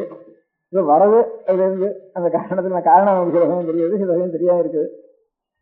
அப்பேற்பட்ட எத்தனை கஷ்டம் வந்தாலும் அந்த கஷ்டங்கள்லாம் நம்ம கஷ்டங்கிறது பெருசில்லை, நாம் அழிவுன்றதுக்காக மாத்திரம் போறது. அந்த க்ஷணத்துலயும் ஊரெல்லாம் நல்லா இருக்கணும்னு லோகத்துல எல்லாரும் நல்லா இருக்கணும் அப்படின்னுட்டு அந்த மாதிரி ஒரு மனப்பான்மை வளரணுங்கிறதுக்காகத்தான் இப்ப ஏற்பட்ட மகோத்சவத்தை மூலம் இருக்கு. நாம இதுலேருந்து எடுத்துக்க வேண்டிய மாறல் நமக்கு எத்தனை இப்ப இந்த மாதிரி ஒரு புராண கதை இருக்கிறதுக்கு காரணம் என்ன, அந்த புராண கதை எந்தக்காக நமக்கு எழுதி வைக்கணும், அந்த புராண கதையை அப்படியே லோகத்துல நடத்திட்டே வரணும் அந்த மகோத்சவத்தை அப்படின்னு எல்லாரும் பெரிய எல்லாம் சேர்ந்து இத்தனை தலைமுறையா அது வந்திருக்கிறதுக்கு காரணம் என்ன, இதான் காரணம். நமக்கு எத்தனையோ வரதான் வரும், கஷ்டங்கள் தான் ஜாஸ்தியா வரும், மனுஷ பிறவியில சுகும்பது எப்போதான் வரும். அப்பேற்பட்ட எந்த கஷ்டம் வந்தாலும் அந்த நமக்கெல்லாம் வருது. அவ ரொம்ப பெரிய மனுஷாளுக்கு ரொம்ப பெரிய கஷ்டம் வரும், சின்ன மனுஷாளுக்கு கொஞ்சம் கொஞ்சம் கஷ்டம் வரும். இந்த மாதிரி ரொம்ப பெரிய மனுஷா எல்லாரும் அப்பேற்பட்ட இப்ப ராவணாதிகளோ எல்லாரும் அசுராளோ அப்பேற்பட்டவாளுக்கெல்லாம் ரொம்ப பெரியவா, ரொம்ப பெரியவாளுக்கு இடிச்சா ரொம்ப பெருசாதான் அவளுக்கு வரும். அதனால ரொம்ப ரொம்ப உயரமான மாடியிலேருந்து 4வது மாடியிலேருந்து ரொம்ப ஜாஸ்தியா மண்டை உடைக்கும். இங்க இருந்து ஏதோ தொண்ணூறுல இருந்து வரவனுக்கு ஏதோ கொஞ்சம் வலிக்கும், ஒரு சுருக்கிக்கும், அவ்வளவுதான் இருக்கும். அது 4 மாடியிலேருந்து வந்து ஜாஸ்தியா தான் இருக்கும் அவளுக்கு. அதனால நமக்கெல்லாம் வர கஷ்டம் பெரிய கஷ்டமே இல்லை. அதனால இது நமக்கு ஒவ்வொன்றையும் பெரிய கஷ்டமா நினைச்சுட்டு இருக்கோம். நம்ம பெருசா சொன்னதோ எந்த கஷ்டம் வந்தாலும் நம்ம கஷ்டம் பெருசு இல்லை. அதனால எல்லாரும் நல்லா இருக்கணும் அப்படிங்கிற மாறல நமக்கு உணர்த்துறதுக்காகத்தான் பகவான் அங்கீகரிச்சு இதுக்கு வரம் கொடுத்தாரு. இந்த சரி நீ பிரார்த்திச்ச பிரகாரம் நான் கொடுத்தேன்னா அவனுக்கு முன்னத்துக்காக மாத்திரம் இல்லை, லோகத்துல இருக்கிற எல்லாருக்கும் இதை இது யாரானும் கோடி ஜனங்கள்ல யாரானும் கவனிச்சு பார்ப்பான். கவனிச்சு பார்த்தா இந்த மாறல அவன் எடுத்துட்டு நமக்கு இந்த மாதிரி நமக்கு எந்த கஷ்டம் வந்தாலும் அந்த கஷ்டங்கள்லாம் கஷ்டம் இல்லை, எல்லாரும் நல்லா இருக்கணும் அப்படிங்கிறது அதைத்தான் நாம் பிரார்த்திக்கணும். இன்னும் பிரார்த்திச்சுட்டா அப்புறம் இந்த கஷ்டமே எனக்கு தோணாது. இந்த கஷ்டத்துக்கு மருந்து இந்த கஷ்டத்தையே அழுதுட்டு இருந்தா நினைச்சுட்டு இருந்தா இன்னும் வளம் என்னன்றது வேட்டும் போதே போகாது. நம்ம கஷ்டம் என்ன பெருசு, இன்னும் எத்தனை ஜனங்கள் கஷ்டப்பட்டு இருக்கு, லோகத்தில் இருக்கிற கஷ்டங்கள்லாம் நிவர்த்தி ஆகட்டும் அப்படின்னு நினைச்சுவானா நம்ம கஷ்டமே மறந்து போயிடுனோக்கு நம்ம கஷ்டத்துக்கு பெரிய ஹீரிங் அது இல்லாம நம்ம கஷ்டம் எது வேணா இருந்து போட்டோம், ஊரெல்லாம் நல்லா இருக்கணும் அப்படிங்கிறது நமக்கு ஞாபகப்படுத்துக்காகத்தான் பகவான் அனுகிரகம் பண்ணி அப்பா நீ பிரார்த்தனை பண்றது சரின்னு அவனுக்கு மாத்திரம் அனுகிரகம் அர்த்தம் இல்லை, லோகத்துல அவங்க எல்லாருக்கும் சேர்ந்து அனுகிரகம் பண்றதுக்காகத்தான். நாமெல்லாம் நல்லா இருக்கணும், சந்தோஷம் வாழணும், விரும்பி சாப்பிடணுங்கிற மாத்திரம் இல்லை அர்த்தம். இந்த விருந்து எதுல இருந்து எந்த மூலத்துல என்ன உண்டாயிருக்கு, அவன் மாதிரி நமக்கே மனப்பான்மை வேண்டாமா, நம்முடைய வாழ்நாள்லயும் இந்த மாதிரி ஒரு எண்ணத்தை நாம் வளர்க்கணுங்கிற ஒரு அபிப்பிராயம் தான் நாம் தெரிஞ்சுக்க வேண்டியது. இதுதான் பகவானுடைய சங்கல்பமா இருக்கும். அதுக்காகத்தான் இந்த உற்சவம் நடக்கட்டும்னு பகவானும் ஆக்ஞா பண்ணி, கிருஷ்ண பகவான் ஆக்ஞா பண்ணி லோகத்தில் நடக்கணும்னு பண்ணியிருக்காருன்னுட்டு நாம் தெரிஞ்சு கொள்ள வேண்டியது இந்த ஒரு விஷயம். அந்த மாதிரி அதுல இருந்து நமக்கு தெரிய வேண்டிய மாதிரி எவ்வளவு பெரிய கஷ்டம் வந்தாலும் அந்த கஷ்டத்தை கஷ்டம் நினைக்காம இந்த ஊர்லாம் கஷ்டப்படாம ஊருக்கு ஏதாவது கொஞ்சமாவது நம்மளால ஒரு கஷ்டத்தை நிறுத்தி பண்ண முடியாது, பகவானை பிரார்த்திப்போம் அப்படிங்கிற எண்ணம் நம்ம கையால் நம்ம நினைக்கிறதுக்காலும் மனசு பூர்வமா பகவானை பிரார்த்திச்சோம்னா நாம் பண்றதுக்காலும் இன்னும் அவளுக்கு இன்னும் கஷ்டம் தானா நிவர்த்தி ஆகும். அப்படின்ட்டு ஊர்ல எல்லாம் கஷ்டப்படாம இருக்க முடியாது. எனக்கு வந்த கஷ்டம் இருக்கட்டும், அதுதான் எனக்கு வேணும் வேண்டாம்னு நாம சொல்ல முடியாது நம்மளால. அதனால அது பகவானுக்கு தெரியும், சுகம் கொடுக்கணுமா கஷ்டம் கொடுக்கணுமாங்கிறது அவருக்கு தெரியும். அதனால அவர் எப்ப கொடுத்தாரோ அது அவருக்கு தெரியாம ஒரு காரியம் நடக்கிற, அதனால அவருக்கு தெரிஞ்சு நடக்கிற காரியம் நடத்தினால அது தப்புன்னு நான் நினைக்க வேண்டாம், கஷ்டம்னு நான் நினைக்க வேண்டாம் நம்ம அப்படின்னுட்டு அது சமாதானப்படுத்திட்டு பாக்கி எல்லாரும் கஷ்டப்படுறாலும் அந்த கஷ்டத்தை என் பிரார்த்தனைக்காக பகவான் நிறுத்தி கொண்டு அவளுடைய கஷ்டத்துக்கு கொஞ்சம் சமாதானம் பண்றதா இருந்ததுன்னா அதை காரணம் எனக்கு பெரிய க்ஷேமம் கிடையாது அப்படிங்கிற எண்ணத்தோட நாம் இருக்கணுங்கிறதுக்காக தான் இந்த தீபாவளி நமக்கு இருக்குன்னு ஒரு அபிப்பிராயம். இன்னொரு அபிப்பிராயம் கூட அதான் நான் கீழே சொன்ன மாதிரி பெரிய ஒரு ரொம்ப குரூரமான காரியங்களுக்கு எல்லை இல்லாம குரூரமான காரியங்கள் செஞ்சின்றவாளுக்கெல்லாம் நேர பகவானே அவளை சம்ஹாரம் பண்றாருன்னுட்டு ஒவ்வொரு சரித்திரத்திலையும் பிரகலாதனோ நரசிம்மனோ இப்ப ராமாவதாரத்திலேயோ கிருஷ்ணாவதாரத்திலேயோ இந்த 2-3 நரசிம்மாவதாரம் ராமாவதாரம் கிருஷ்ணாவதாரம் இந்த 3 அவதாரங்கள்ல தான் ரொம்ப அதிகமா சம்ஹாரம் பண்ணினதெல்லாம். அந்த மாதிரி சம்ஹாரம் பண்றதுக்கெல்லாம் ரொம்ப அக்கிரமங்கள் ரொம்ப ஜாஸ்தியா போயிட்டுதானா அப்ப ஈஸ்வரனே ஒரு அவதாரம் பண்ணி அவளை சம்ஹாரம் பண்றாங்கிற சரித்திரம் தான் நமக்கு பழைய சரித்திரம் வந்துட்டு இருக்கு. அப்ப அவளை சம்ஹாரம் பண்றதுக்காக வர்றதுங்கிறது எவ்வளவு அக்கிரமம் பண்ணினாலும் நான் பண்ணதோ அக்கிரமம் எனக்கு கிடைக்கிறதோ பகவத் தரிசனம். எத்தனையோ காலத்தில் தபஸ் பண்ணினா கூட கிடைக்காது. நான் இந்த அக்கிரமணத்துல நான் சம்பாதிச்சுட்டேன் என்ன சந்தோஷப்படுறவா அந்த சமயத்துல கொஞ்சம் ஞானம் கடைசி இடத்துல அவளுக்கு ஞானம் அப்படி ஒரு சந்தோஷப்படுறவா நரகாசுரெல்லாம் அப்படி சந்தோஷப்பட்டுதான் பகவானை ஊர்லாம் நான் இருக்கணும்னு கடைசி காலத்துல பகவத் தரிசனத்தினால அவளுக்கு நம்ம இவ்வளவு கடுமையான மனுஷால இருந்தா கூட அந்த தரிசனத்தினால அவளுக்கு மனசு தெளிஞ்சு சரி நமக்கு இப்ப ஏற்பட்ட ஒரு புண்ணியம் கிடைச்சி போச்சேன்னு அவ்வளவு சந்தோஷம் அவளுடைய கடைசி க்ஷணத்துல ஏற்பட்டு போறது. அப்படி ஏற்படாதுன்னா அவளுக்கு மோசம் கிடைக்காது. அதனால மோசம் உடனே மோசம் தான் கொடுத்தாருன்னு ராவண சம்ஹாரம் பண்ணார், மோசம் கொடுத்தாரு. விஷண்ணிகேஷ சம்ஹாரம் பண்ணினார், அவனுக்கு அந்த பாபம் நிவர்த்தியாச்சு, அந்த ஜென்ம நிவர்த்தியாச்சு அப்படின்னு சொல்றதுனால சாட்சாத் பகவானுடைய ஒரு ரூபமே இவனுக்கு கடைசி காலத்துல கிடைக்க முடியாது. அந்த ஆகாரமே தரிசனம் இந்த கண்ணால பார்க்க முடியாது கிடைச்சி போயிட்டு தானே அதுக்காலும் புண்ணியம் என்ன உண்டு அப்படின்னு. இதுதான் இந்த இது ஒரு கான்ட்ரவர்சியல் இருக்கிற சப்ஜெக்ட். இது சப்ஜெக்ட் இருந்தாலும் உத்தர ராமச்சரித்திரம்னுட்டு பகவதூத்தின்னு ஒரு பெரிய மகாகவி. இந்த பகவதி ரொம்ப சிவபக்தன். அதுல இது அப்புறம் வைதிகன் சிவபக்தன். காளிதாசனுக்கு சமமான கவி காளிதாசன். அடுத்தது பகவதினா சொல்றது. பவன்னா ஈஸ்வரம், பூத்தினா விபூதிக்கு பேரு. ஈஸ்வரனுடைய விபூதி அவன்ட்டு பகவதினா அவனுக்கு பேரு.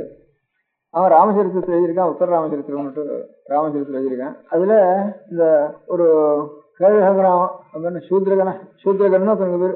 சூத்ரகன் ஒரு ராஜாவுக்கு பேரு. இந்த காதம்பரியில கத்திரியன் தான் பேரு அவனுக்கு சூத்ரகன்னு ஒரு அரசனுக்கு பேரு. இன்னொரு 4வது வருணத்திலேயே பிறந்தவன் ஒருத்தன் ஒரு முனிவராக இருந்து தபஸ் பண்ணிட்டு இருந்தானா. அது சம்புகன். சூத்ரகன்ல சம்புகன். சூத்ரகன் ராஜா, காதம்பரியில் இருக்கிற ராஜாவுக்கு சூத்ரகன் சம்புகன். அதனால ஒரு குழந்தை செத்து போச்சு. இதுக்கு 2 காரணம், நம்ம ராஜ்யத்துல ஒரு தவறுதலான காரியம் பண்ணிட்டு இருக்கா. அதனால அவனை போய் உடனே அவனை சம்ஹாரம் பண்ணணும் அப்படின்னுட்டு இங்கேருந்து ராமன் புறட்டு போனார். ராமனே நேர போனார். அவனை போய் கத்தி எடுத்துட்டு அவனை சம்ஹாரம் பண்ண போறாராம். ரேஹஸ்த தட்சிண. அப்ப ராமர் பார்த்து சூத்ரமுனவு கிருப்பாணம். கிருப்பாணம்னா கத்திக்கு பேரு. இப்போ இந்த பேப்பர்லாம் ஒரு சிக்குகள் கிருப்பான் வச்சுட்டு இருக்கான்னு கிருப்பானம்னு பேரு சம்ஸ்கிருதத்துல இருக்கு. கிருப்பானம்னா கத்திக்கு பேரு. அதுதான் கிருப்பான் சொல்றது காரணம்.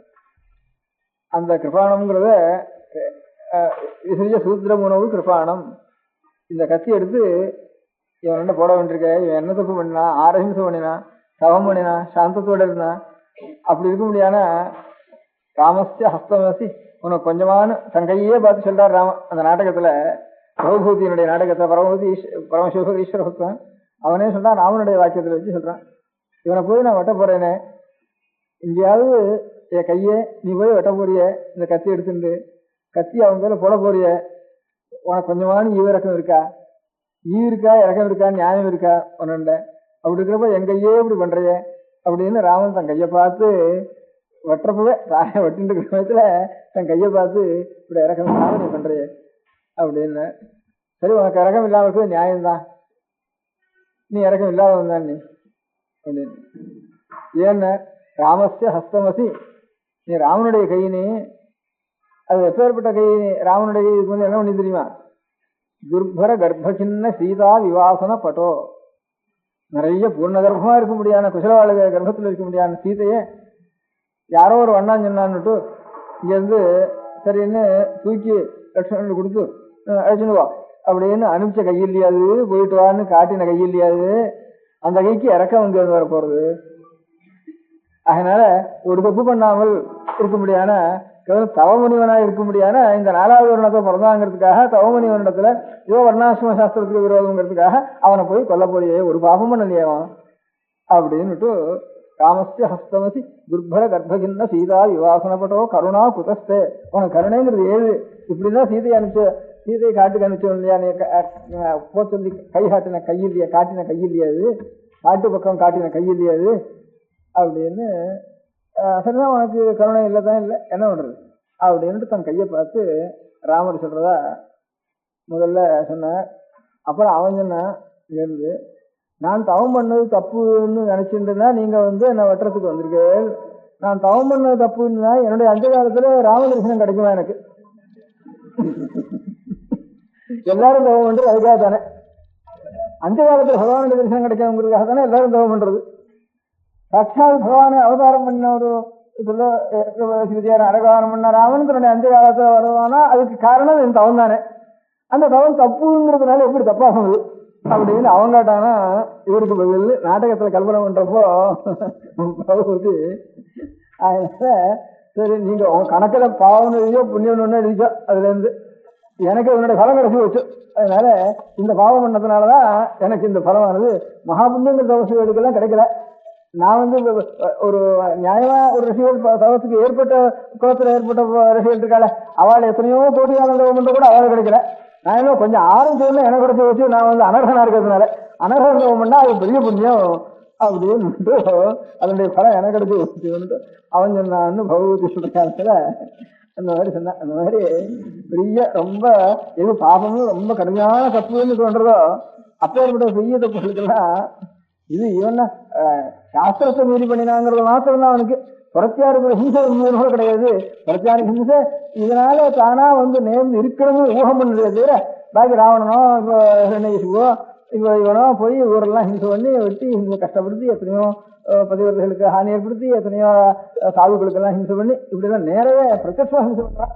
எங்கேயோ ஒரு ஹிம்சை ஏற்பட்டுதானா இந்த மாதிரி ஒரு தவறு சாஸ்திர விரோதமாக நடந்ததுனால இது ஊகம் பண்ணிட்டு போய் அது தவறு தப்புன்னு அவன் மனதார ஒத்துணுக்கு ஒன்றும் பண்ணவே இல்லை. அவன் மனசாரவே ஹிம்சை பண்ணிட்டு இருக்க முடியாத வாழ்க்கை கூட பகவானுடைய இது கடைசியில் ரொம்ப குரூரமா அப்படின்னாலும்னா அவளுடைய ரொம்ப குரூரமான காரியத்துக்கு கூட இந்த பெரிய ஒரு லாபம் கிடைச்சி போறது அப்படிங்கிறதுக்கு அதுக்கு ஒரு காரணம் ஒன்று சொல்லிட்டு இருக்கா. இந்த செம்புக்கனுடைய கதை ஒரு பக்கம் இருக்கட்டும், பாக்கி இந்த மாதிரி ரொம்ப குரூரமான காரியம் நடந்தவரோட சாட்சாத் பகவானே போய் அவளை சம்ஹாரம் பண்றதுங்கிறது இப்ப ஏற்பட்ட கடுமையான மனுஷாளுக்கு பகவானுக்கு வேற எங்கேயும் சாமானிய சக்தி உள்ளவாள் போய் அடிக்க முடியாது. அதுக்காக பகவான் அவதாரம் பண்ண வேண்டிய அவங்களுக்கு சாமானிய மனுஷால முடியாதுங்கிறது ஒரு பக்கம் இருக்கட்டும். அது அவனை இல்லாமனா சம்ஹாரம் பண்ண முடியாதுங்கிறதுக்காக பகவானை அவதாரம் பண்ணினாருங்கிறது ஒரு பக்கம் இருக்கட்டும். அவனுக்கு பலம் என்ன ஆகுதுன்னா பெரிய மகா மோட்சம் அவனுக்கு கிடைக்கிறது. இவ்வளவு தப்பு பண்ணினவனுக்கு மோட்சம் கிடைக்கலாமா? பெரிய பகவான் வரவே மோட்சம் தானே, கொடுக்கறது மோட்சம் கொடுக்கணும், நரகம் கொடுக்கட்டும். பகவானுடைய தரிசனம் கிடைக்கிறதே அவனுக்கு அதை காட்டும் பெரிய மோட்சம் கிடையாது.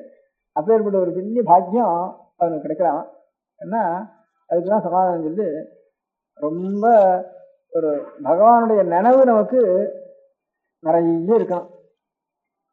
இந்த தபஸ் பண்ணி கிரந்தங்களை வாசித்து பிராணாயாமங்களை பண்ணி சத்கர்மானுஷ்டானங்களை பண்ணி எப்பவும் கண்ணால நாமோச்சாரணம் பண்ணிட்டு இப்படியே பகவான் ஞாபகமே ஒருத்தனுக்கு பகவானுடைய ஞாபகமே இருந்துட்டு இருக்குதானே, அந்த இருந்துட்டு இருக்கிறவனுக்கு எத்தனையோ ஆயிரக்கணக்கான வருஷம் அப்படி இருந்தா கூட அவ்வளவு தீவிரமா அவனுக்கு பகவானுடைய ஞாபகம் இன்னொருத்தனுக்கு இருக்கிற மாதிரி அவ்வளவு இருக்காது. எவன் பகவானை எப்ப பார்த்தாலும் விஷயண்டே இருக்கானோ, எவன் நமக்கு தேசியவன் நினைக்கிறானோ, இல்ல அவன் இல்ல இல்ல இல்ல இல்லன்னு இல்லைன்னாலும் பகவான் தான் சொல்றான் இல்ல இல்லைன்னு அவனுடைய ஞாபகம் தானே வருது அவனுக்கு. அவனுக்கு பகவானிடத்துல வெய்யறவனோ இல்லைன்னு சொல்றவனோ அவனுக்கு எவ்வளவு பகவத் ஞாபகம் வருதோ அவ்வளவு தபஸ் பண்றவனுக்கும் பகவான் ஜபம் பண்றவனுக்கும் வராது. அதனால அவ்வளவு ஞாபகம் அவனுக்கு வந்துருது. அந்த ஞாபகத்துக்கு நேரம் பலம் கொடுக்க வேண்டியிருக்கு சுவாமி. அதனால அது தகுந்த அந்த அவன் அந்த வேகத்தோட பண்றாலும் அந்த வேகத்தோட ரொம்ப அவன் உருன்னா இது புர்றது வேண்டு அவன் அடிக்க வேண்டியிருக்கு. அப்படி போனாதான் அவனுக்கு ஒரு புண்ணியமானது கிடைக்கிறது. அப்படி புண்ணியம் கிடைச்சவங்க நரகாசுரம் எல்லாரும் தீபாவளியில திருப்பி திருப்பி கொள்ளை இங்கே வர வேண்டியிருக்கு. ஏன்னா அப்பேற்பட்ட ஒரு பாக்கியம் கிடைச்சி ரொம்ப கடுமையா தேசபக்தின்னு அது சொல்ற வழக்கம். அது பயமா இருந்தாலும் பகவான் இடத்துல பயமா இருந்தாலும் அது புண்ணியம் அவனுக்கு. பயத்தினாலேயாவது நினைவு வரும், தேசத்தினாலேயாவது நினைவு வரும். நினைவு ஆழ்ந்த நினைவு பிரேமையினால வர நினைவை காட்டிலும் தேசத்தினால ரொம்ப சீக்கிரம் ஒரு 10 வருஷத்துல ஒரு பிரேம பக்தியினால வர நினைவை காட்டிலும் ஒரு 4 நாள்ல தேசத்தினால அவ்வளவு நினைவு இவனுக்கு உண்டாயிடும். அப்படி என்ன சொல்ற வழக்கம். இதுதான் இன்னொரு விஸ்வாந்தம். இது பக்தியும் இல்லை, பயமும் இல்லை, தேசமும் இல்லை, வேற ஒன்னால பகவானுடைய கனவு வந்தது. நரசிம்ம சுவாமியுடைய கனவு வந்தது அப்படின்னு ஒரு சரித்திரத்துல எழுதியிருக்கு. பக்தியும் இல்லை, தேசமும் இல்லை, பகவானிடத்துல பயமும் இல்லை. இந்த 3ம் இல்லாம நிறைய பக்தி பண்ணி தேசம் பண்ணிண்டு அல்லது பக்தியோ அல்லது தேசமோ அல்லது பயமோ இது எல்லாத்தையும் காட்டிலும் அதிகமான அனுகிரகம் ஒருத்தனுக்கு கிடைச்சி வச்சுன்னு இன்னொரு கதை உண்டு. 4வது விஷயம் நான் சொல்றது. பகவானுக்குள்ள பயத்தினால சுவாமி மோட்சம் கிடைச்சாலும் அதிகமாக திருஷ்டாந்தம் கதை கிடையாது. பக்திக்கும் தேசத்துக்கும் தான் கதை ஜாஸ்தியா இருக்கு. நம்ம ஆதி ஆச்சாரியாளுடைய ஆதி பகவத்பாதாளுடைய ஒரு சரித்திரத்துல சங்கர விஜயங்கள்ல சில சங்கர விஜயத்துல ஒரு கதை ஒண்ணு போட்டிருக்கு. அந்த கதையில ஒரு கிரகசன்னுட்டு ஒரு காபாலிகம் மாதிரி அதனுடைய விசேஷம், காபாலிக விசேஷம். அவன் ஒரு மதத்துக்கு ஒரு ஆச்சாரியனா இருந்தான் அந்த காலத்துல, ஆச்சாரியால் திகேஜன் பண்ற காலத்துல. அந்த மாதிரி இருக்க முடியாத ஒரு மதத்து அவளுடைய மதத்தினுடைய சம்பிரதாயம் அந்த காலத்துல எப்படின்னு கேட்டா, ஈஸ்வரன் எப்படி எலும்புனால மாலை போட்டு இருக்காரோ அந்த மாதிரி நாமும் எலும்பு மாலையும் போட்டுக்கணும். அவர் எப்படி கபாலத்தை கையில் எழுந்திருக்காரோ நாமும் அதே மாதிரி வேஷத்தை போட்டுண்டு ஜட்டையை போட்டுண்டு ஸ்மசானத்துக்கு உண்டான வீதி உடம்பு முழுக்க போட்டு அந்த ஸ்மசானத்துல இங்கே மண்டவோடு இருக்கிறது அந்த மண்டவோட்டை கையில் எடுத்துட்டு அதில் எடுத்துட்டு பிச்சை எழுந்தணும். அந்த பிச்சையை ஏற்பட்ட பிச்சையா இருக்கணும், ஏன்னா மாம்சத்தினுடைய பிச்சையா இருக்கணும். கையில கபாலத்தை எழுந்து அநேகமா இல்லைன்னா இங்கேயானும் கிடைக்கலன்னா இந்த ஸ்மசானத்துக்கு உண்டான வேகும்படியான அந்த சரீர மாம்சம் இருக்கு அதை எடுத்து வந்து அங்க போய் காட்டணும், இல்ல அவனை அதை எடுத்துக்கணும். அந்த மாதிரி சிண்டாண்டத்துல போய் அதை வாங்கிக்கணும். இப்படி குரூரமான ஒரு அனுஷ்டானங்களோட சில விரதங்கள் இருந்திருக்கா. பாசுபதர், மகாவிரதி, லகுலீஸ்வர் இப்படி அந்த காலத்துல எனக்கு இருந்துருக்குன்னுட்டு கிரந்தங்களையும் நூல்களையும் பிரபந்தங்களையும் தெரிகிறது, கல்வெட்டுகள் இருந்தும் தெரிகிறது. அதனாலதான் இந்த திருத்தொன்று கூட பிள்ளைப்பெரு கேட்ட உடனே அவர் கொடுத்ததுக்கு காரணம், அவர் இங்க காஞ்சிபுரத்துல பல்லவரசனுடைய பரஞ்சோதி பல்ல அந்த திருத்தொன்றின் பேர் என்ன? பரஞ்சோதி இல்லை பாத்துக்க என்ன பேரு? இவருடைய எந்த பேருன்னா அந்த திருத்தொண்டருக்கு இந்த திருவணத்துல இருக்கா, திருவணத்துல அவர் வந்து வடக்கெல்லாம் போய் வாசாபியில போய் வாசாபி கணபதினு அங்கிருந்து வந்து பிரதிஷ்டை பண்ணி அந்த போய் ஜெயிச்சு அந்த ஊர்ல இருக்கக்கூடிய கணேச மூர்த்தியை கொண்டு வந்து ஊரு திருச்செங்காட்டாங்குடி, திருப்பூர், திருவாரூர் 3 ஊர்லயும் வாசாபி கணபதி பிரதிஷ்டை பண்ணிருக்காரு. வாசாபி கஷேத்திரத்துல இருந்து மகாகணபதி எடுத்துட்டு வந்து அங்கிருந்து அப்படி பிரார்த்திச்சுட்டு எனக்கு ஜெயம் கொடுத்தானா எங்க ஊர்ல அடிச்சுட்டு போய் உன்னை வந்து வெற்றி பூஜிக்கிறேன்னுட்டு. அப்ப திருவாரூர்ல 3 ஊர்லயும் வாசாபி கணபதி இருக்க, திருப்பூர், திருச்செங்காட்டாங்குடி, திருவாரூர் 3 ஊர்லயும். திருவாரூர்ல முதல்ல இப்போ இருக்கிறதுனால அங்கிருந்த வாசாபி கணபதி வச்சுட்டு வாசாபி கணபதி என்னட்டு இப்ப லோகத்துல வந்திருக்கிறது காரணம். வாசாபின்னு இப்ப பாதாமின்னு பேரு வடக்கு இருக்கிற அந்த ஊருக்கு, பாதாமின்னு ஒரு ஊர் இருக்கு, அந்த பம்பாய் பிரசிடன்சியில இருக்கு. இப்ப கர்நாடகம் பம்பாய்க்கும் அந்த எல்லையில இருக்கு. அந்த இடத்துல சாளுக்கியால்னுட்டு பெரிய ராஜ்யம் இருந்து சோழ ராஜ்யம் மாதிரி அங்க ஒரு பெரிய ராஜ்யம் கர்நாடக ராஜ்யம், கன்னட ராஜ்யம் இது. ராஷ்டிரகூட்டாலும் சாளுக்கியாலும் அந்த காலத்துல இருந்த அவளுடைய இந்த சாளுக்கியாளுடைய தான் இங்க பல்லவர்களுக்கும் ரொம்ப நாள் யுத்தம் நடந்துருந்தது. ஒவ்வொரு தலைவர்களும் யுத்தம் நடக்கும், ஒன்னே கல்யாணம் நடக்கும், ஒன்னே உறவாடி நடக்கும், ஒன்னே யுத்தம் நடக்கும். இப்படியே பல்லவாள் ராஜ்யம் நடந்தது. பல்லவாளுக்கு அப்புறம் சோழ ராஜ்யம் வந்ததுக்கு அப்புறம் அதே மாதிரி 100 வருஷம் வரைக்கும் இந்த சண்டையும் கல்யாணமும் விவாகஸ்த சமயோரைய சோகத்தைன்னுட்டு விவாகம் 2 சமமா இருக்கணும், அவளுக்கு தான் அழகா இருக்கணும்னுட்டு இந்த சாளுக்கியாளுக்கும் சோழாளுக்கும் சாளுக்கியாளுக்கும் பல்லவாளுக்கும் சண்டை நடந்துருந்தது.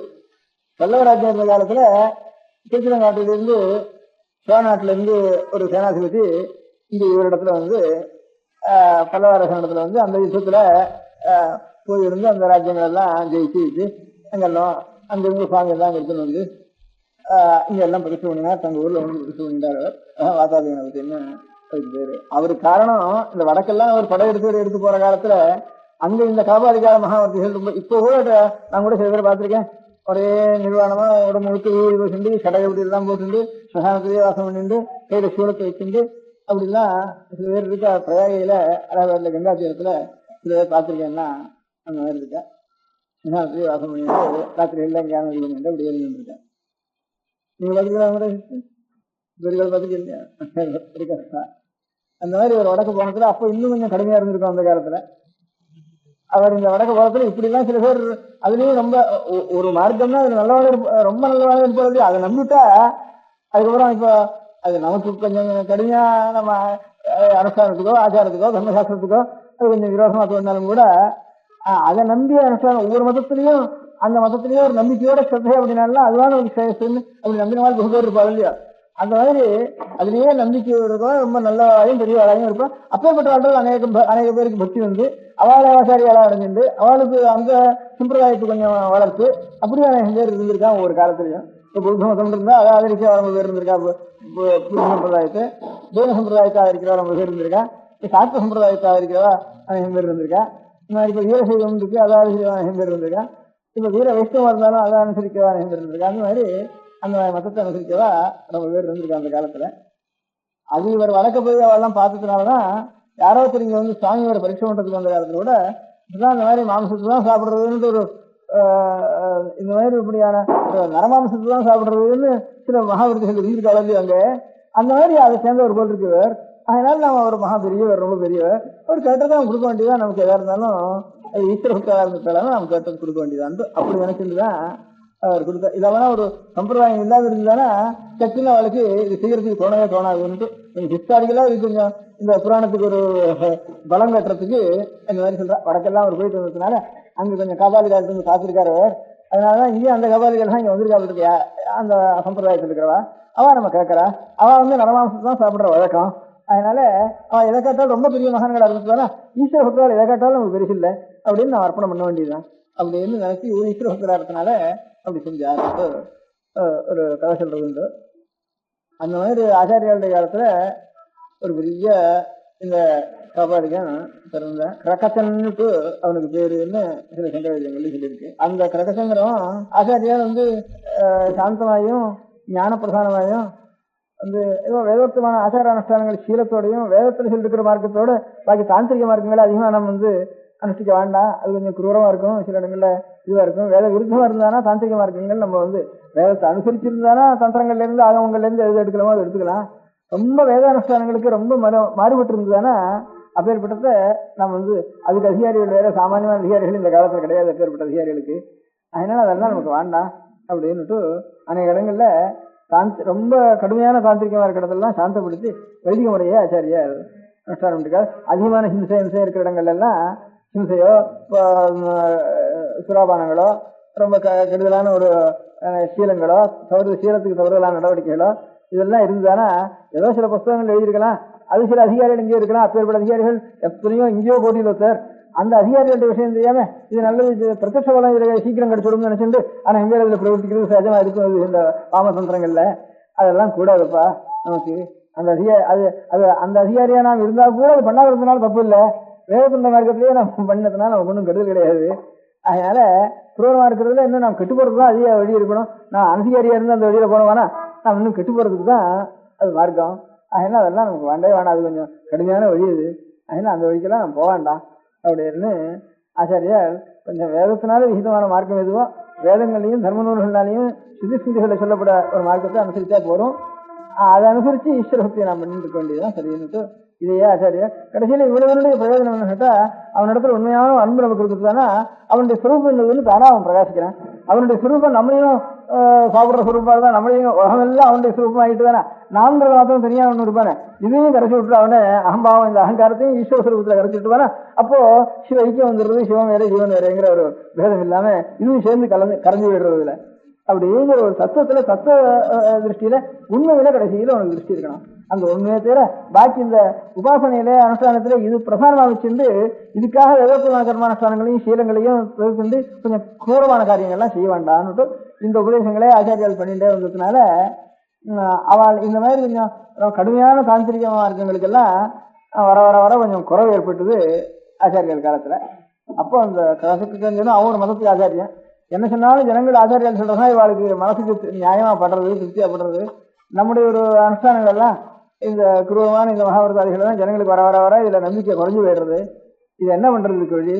இந்த ஆச்சாரியால தீர்த்துட்டா தான், சங்கராச்சாரியால தீர்த்துட்டா தான் நமக்கு ஆபத்து இல்லாம இருக்கும் அப்படின்னு நினைச்சுட்டு அவன் என்ன பண்ணினா, சீக்கிரத்துக்கோ ராஜராஜாக்களோ எப்பவும் ஆச்சாரியாலத்தில் 6000 சிஷ்யர், ஷட்சயஸ்திரயஸ்து சிஷ்யானாம்னு எங்க திக்விஜயம் என்றாலும் 6000 சிஷ்யர் கூடவே போயிட்டு இருப்பாளாம். அவள் ராஜராஜாக்கள் முகன்னு பின்னோட பரிவாரங்களோட எங்க ஆச்சாரியால் இருந்தாலும் பின்னோட எந்த காட்டில் இருந்தாலும் எந்த நதியில் இருந்தாலும் எந்த மலைக்கு போனாலும் கூடவே வந்துட்டு இருப்பா. இப்படி இருக்கிறப்ப இவாளை போய் நம்ம எப்படி சம்ஹாரம் பண்றதுன்னு முடியும். நம்மளால இவாளை சம்ஹாரம் முடியாதானா நம்ம மதம் பழைக்காது போல் இருக்கு. அதனால இவாளால் அடியோட போயிடும் போல் இருக்கேன் நம்ம மதம், நாமும் அந்த மதத்துக்கு ஆச்சாரியனா இருக்கோம் அப்படின்னு அவன் ரொம்ப புத்திசாலி. அதனால ஒரு யுக்தி ஒன்றும் பண்ணினான். தனியாக ஆச்சாரியால் இடத்துல இருக்கிறப்போ பக்தன் மாதிரி வந்து ரொம்ப பக்தியோட பிரார்த்தனை பண்ணி, நான் என்ன மதஸ்தான் உண்மையை சொல்லிட்டேன், நிஜமா சொல்லணும் அவள் இடத்துல என்ன மதஸ்தான், அதுக்காக நான் வந்து ஒரு கபாலி ஸ்வரூபமாக இருக்க முடியாத ஒரு சுவாமியை நான் இந்த தாந்திரிகமான ஒரு மார்க்கத்தில் உபாசிச்சுட்டு அதுக்கு ரொம்ப நாளாக உபாசிச்சுட்டு இருக்கேன். அது பெரிய ஒரு ஹோமம் ஒன்று பண்ணிட்டு இருக்கேன். அவர் எனக்கு பிரத்யட்சமாக வரேன்னு சொல்லி சொப்பனத்தில் சொல்லியிருக்கார். இன்னும் ஒரு யஜ்ஞத்தை ஹோமத்தை பண்ணினியானா அந்த ஹோமத்துக்கு ஒரு நரபலி கொடுக்கணும். இந்த நரபலிங்கிறது ஒரு சிரஸை எடுத்து அறுத்து கொடுக்கணும். அதுக்கு ஹோமம் பண்ணணும். அந்த சிரஸ் ஆறா இருக்கணும்னு கேட்டால் அஷ்டமாசித்தியோடு பெற்ற யோகியா இருக்கணும், இல்லை அஷ்டைஸ்வர சம்பந்தமான ஒரு சாம்ராஜ்ய பட்டாபிஷேகமான சக்கரவர்த்தியா இருக்கணும். சக்கரவர்த்தி இடத்துல போய் கேட்டோம்னா நினைக்கிறதுக்குள்ள எந்த அளவு விடும். அதனால தாங்களோ மகாபரோபகாரி, உங்களுக்கு தாங்கிற சரீராசிமானமே கிடையாது. அதனால இது பிரத்யட்சம் லோகம் முழுக்க தெரியும். அதனால எனக்கு என்னுடைய ஈஸ்வரன் என்னுடைய இஷ்ட தெய்வம் எனக்கு பிரத்யட்சம் இடத்துக்கு தங்களுக்கு கிருப்பை இருந்தானா இந்த சிரஸை நான் கேட்கறது அபசாரம் இருந்தாலும் தேவதா விஷயத்தினால கேட்கறதுனால நீங்க அதை அங்கீகரிப்பேன்னு நினைக்கிறேன். அதனால இந்த சிரஸை எனக்கு கொடுக்கணும்னுட்டு ஆச்சாரியாண்டத்தில் வந்து தனியாக நமஸ்காரம் பண்ணி அவரோட ஒத்துரும் இல்லாத சமயத்தில் இப்படியே ரொம்ப நாள் எதிர்பார்த்து பிரார்த்திச்சுட்டு அப்படி கேட்டான். வந்து நான் இது இந்த எலும்பு தலையில இதெல்லாம் ஒண்ணுக்கும் உபயோகம் இல்லைன்னு நினைச்சேன். ஒத்தனுக்கு பெரிய லாபத்துக்கு உபயோகமா இது கிடைக்க முடியாத சந்தர்ப்பம் எனக்கு வந்துதா, என்னைக்கானு தானாவது உருண்டுதான் போக போறது, இது இங்கே கீழே போயிட போறது, இது கொடுக்குறப்போ இப்போட பிரயோஜனத்தோட ஒண்ணு கிடைக்க முடியாத சந்தர்ப்பம் எனக்கு நேர்ந்துதா அப்படின்னு ஆச்சாரியால் ரொம்ப சந்தோஷப்பட்டு. ஆனா ஒரு சமாச்சாரம், நான் பேசிட்டு இருக்கிறப்போ நீ ஏதாவது எடுத்தியானா ஆள் வந்துருவா, உனக்கு ஒன்றும் காரியம் நடக்காது, அதுக்கு நான் ஒரு யுக்தி பண்றேன். அதனால இந்த சமயத்துல வா, அந்த சமயத்தில் நான் ஒத்துரும் இல்லாம அந்த சமயத்தில் நான் வந்து என்னுடைய சரீரத்தில் எடுத்துட்டு போறதுனா அப்பவும் நான் சமாதி நிஷ்டையிலே இருக்கேன். என்ன எனக்கும் கடைசி காலத்தில் இருக்கிறது முறைக்கு எதுக்கு இருந்தாலும் அஞ்சு காலத்துல சமாதி நிஷ்டையில் இருக்கணும்னு சாஸ்திரம். அந்த முறையில் நான் இருக்கேன், உனக்கும் வேற இடத்துலையும் வர வேண்டாம்னு சொல்லிடுறேன் அந்த சமயத்துல. அதனால நீ மாத்திரம் வா, அவன் வந்தா மாத்திரம் அவனை உள்ள அனுப்புன்னு சொல்றேன். ரகசியமா வந்து சேரு. அப்போ தனியா மறைச்சி வச்சுட்டு அந்த கத்தி எடுத்து என்னுடைய சிரத்தை எடுத்துட்டியானா அப்போ நீ எடுத்துட்டு உனக்கு ஒரு தேவதா பிரசாதம் எடுக்கிறதுக்கு என் தலை என்னுடைய ஒரு மாம்சம் உபயோகப்படுறதுன்னா, ஒரு அஸ்தி எலும்பு உபயோகப்படுறதுன்னா, மண்டையோடு உபயோகப்படுறதுன்னா இதை காரணம் பெரிய காரியம் உண்டா. அந்த மண்டபத்தை வச்சுட்டு அப்புறம் நான் கபாலத்தை வச்சுட்டு நான் சஞ்சாரம் பண்றேன் அப்படின்னுட்டு சொன்னேன். ரொம்ப ஆனந்தம் அப்படின்னுட்டு இப்படி உபயோகப்படுறதானே எடுத்துக்கோப்பா அப்படின்னு சொல்லிட்டு போயிட்டா. அதே மாதிரி அவன் வந்துட்டான். இவன் உட்காந்துருந்தா ஒரு நதி தீரத்துல ஒரு ஏகாந்த ஸ்தானத்துல உட்காந்துருந்த உடனே அவன் வந்து இங்க இருந்து கத்தி தலையை வெட்டுறதுக்கு ஆரம்பிச்சான். பக்கத்துல ஒரு நதி ஆரம்பிச்ச சமயத்துல ஆச்சாரியாளுடைய சிஷ்யால முக்கியமா இருக்கிறவா பத்மபாதாச்சாரியாள்ட்டு முக்கியமான ஒரு சிஷ்யா. அவளுக்கு ஆச்சாரியாளுடைய பக்திக்கு ஈடே கிடையாது, அவ்வளவு பக்தி அவளுக்கு. அதனால பத்மபாதாள்னு பேர் வந்ததுக்கே காரணம் அவளுக்கு. அவளுக்கு அந்த பத்மபாதாள்னு பேர் வந்ததுக்கு காரணம் ஆச்சாரியால் இடத்துல 2 பேர் ஸ்நானத்துக்கு போயிருந்தா கங்கையில. ஒரு நாளைக்கு கங்கையில ஆச்சாரியால் இப்படியே என்னவோ நீங்கிறாவது ஸ்நானம் பண்றாவது பண்ணிட்டு கங்கையோட அக்கறைக்கு போயிட்டா. வஸ்திரத்தை வச்சுட்டு இக்கரையில இருந்தா. அக்கறையில இருந்து ஜாடை காட்டி, அப்ப நான் ஸ்நானம் பண்ணிட்டேன், ஈரவத்தோட இருக்கேன், பத்மபாதா இங்க வா வேஷ்டி எடுத்துக்கிறாங்க. திடீர்னு நினைச்ச உடனே அது நதியோ மகாபிரவாகமா போறது. ஆச்சாரியால் வேடிக்கை ஆசக்தினால நீஞ்சின்னு போற மாதிரி அப்படியே போயிட்டா. ஈரத்தோட இருக்கேன், சட்டுன்னு வஸ்திரத்தை எடுத்துட்டு வரனா. இதே வஸ்திரம் நனைஞ்சு போயிடாதா, நீஞ்ச முடியுமா, நீஞ்சி வரதானாலும் சரி, நீஞ்சக்கூடிய இடமா இல்லை. ஆச்சாரியால் இப்படியோ வேடிக்கையா போயிட்டா, ஒரு சித்தினால போயிட்டாவா. உடனே அதெல்லாம் ஒண்ணுமே யோசிக்கல, கூப்பிட்டாலும் இல்லையா சரின்னு ஜலத்துல இது கரை இடம் ஜலம் இதெல்லாம் நினைக்காம சட்டுன்னு கரையில் நடக்கிற மாதிரி விடுவிடுன்னு ஓடுறதுக்கு ஆரம்பிச்சு ஆச்சாரியா பத்மபாதாச்சாரியால் மடி எடுத்துட்டு ஓடின உடனே இப்பேற்பட்ட ஒரு குருபக்தியை, இது நதியா இது கங்கையா அந்த நினைவே இல்லை. அங்க இருந்து ஆச்சாரியால் கூப்பிட்டாலே போக வேண்டியது அந்த ஞாபகத்தோட போனேன். அப்புறம் இவ்வளவு பக்தியோட போறாரேன்னுட்டு கங்காதேவி ஒவ்வொரு தாமரை புஷ்பத்தை காலில் வச்சு வச்சு வச்சு வச்சு கிட்டு ஒரு தாமரை புஷ்பம் இருக்கிற மாதிரி இருந்து அப்படியே கொண்டு அங்கே கொண்டு சேர்த்துட்டுதுன்னு அதெல்லாம் பத்மபாதாள்னு அவளுக்கு அவர் ஆச்சாரிய பக்திக்காகவே அந்த பேர் ஏற்பட்டவன். அந்த பத்மபாதாச்சாரியார் அங்கே இருந்துட்டு இருந்தா, ஸ்நானம் பண்ணிட்டு இருந்தா. ஸ்நானம் பண்ண உடனே அவளுக்கு இதெல்லாம் தெரியாது, இந்த சமாச்சாரம். இவன் இந்த மாதிரி கத்தி எடுத்துட்டு ஆச்சாரியால் தனியாக அவள் ரெண்டு பேசிட்டு இந்த மாதிரி உக்குமுத்து பண்ணிட்டு இந்த மாதிரி ஆச்சாரியாளுடைய ஒரு சரீரம் இதோட போயிட போகிறது லட்சணத்தோடன்னுட்டு ஒருத்தருக்கும் தெரியாது, அவருக்கும் தெரியாது. என்னமோ ஒரு ஆவேசம் வந்து அவருக்கு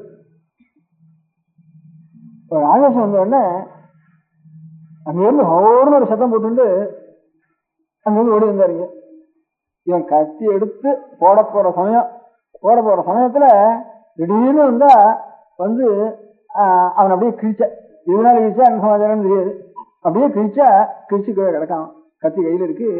அவனுடைய ஹிருதயம் அப்படியே ஹிரண்யகசிபு கிழிச்ச மாதிரி அப்படி கிழிச்சு கீழே கிடக்கான். இந்த கீழே கடந்துட்டு ஹான்னு அட்டகாசம் பண்ணிட்டு இருந்துட்டு இருக்கா. அந்த சமயத்துல ஒரே அட்டகாசம், நரசிம்மனுடைய அட்டகாசம் நடந்துட்டு இருக்கு. அப்போ ஆச்சாரியார் சமாதியெல்லாம் உட்காந்துருக்காங்க. இந்த தன்னுடைய நினைவே இல்லாமல் இருக்கணும்னு இப்போ ஏற்பட்ட ஒரு சாட்சாத் பகவானுடைய ஆவேச அட்டகாசம் கேட்ட உடனே ஆச்சாரியாளுக்கு முடிப்பு வந்த உடனே இது யாரா இருக்காங்கன்னா இவன் கிழிச்சு கிடக்கான், கத்தியை தூக்கி கிடக்கான். இந்த பத்மபாதாச்சாரியார் இருந்து ஒரு அட்டகாசம் பண்ணிட்டு தன்னுடைய நினைவு இல்லாம இப்படி இருக்கேன்.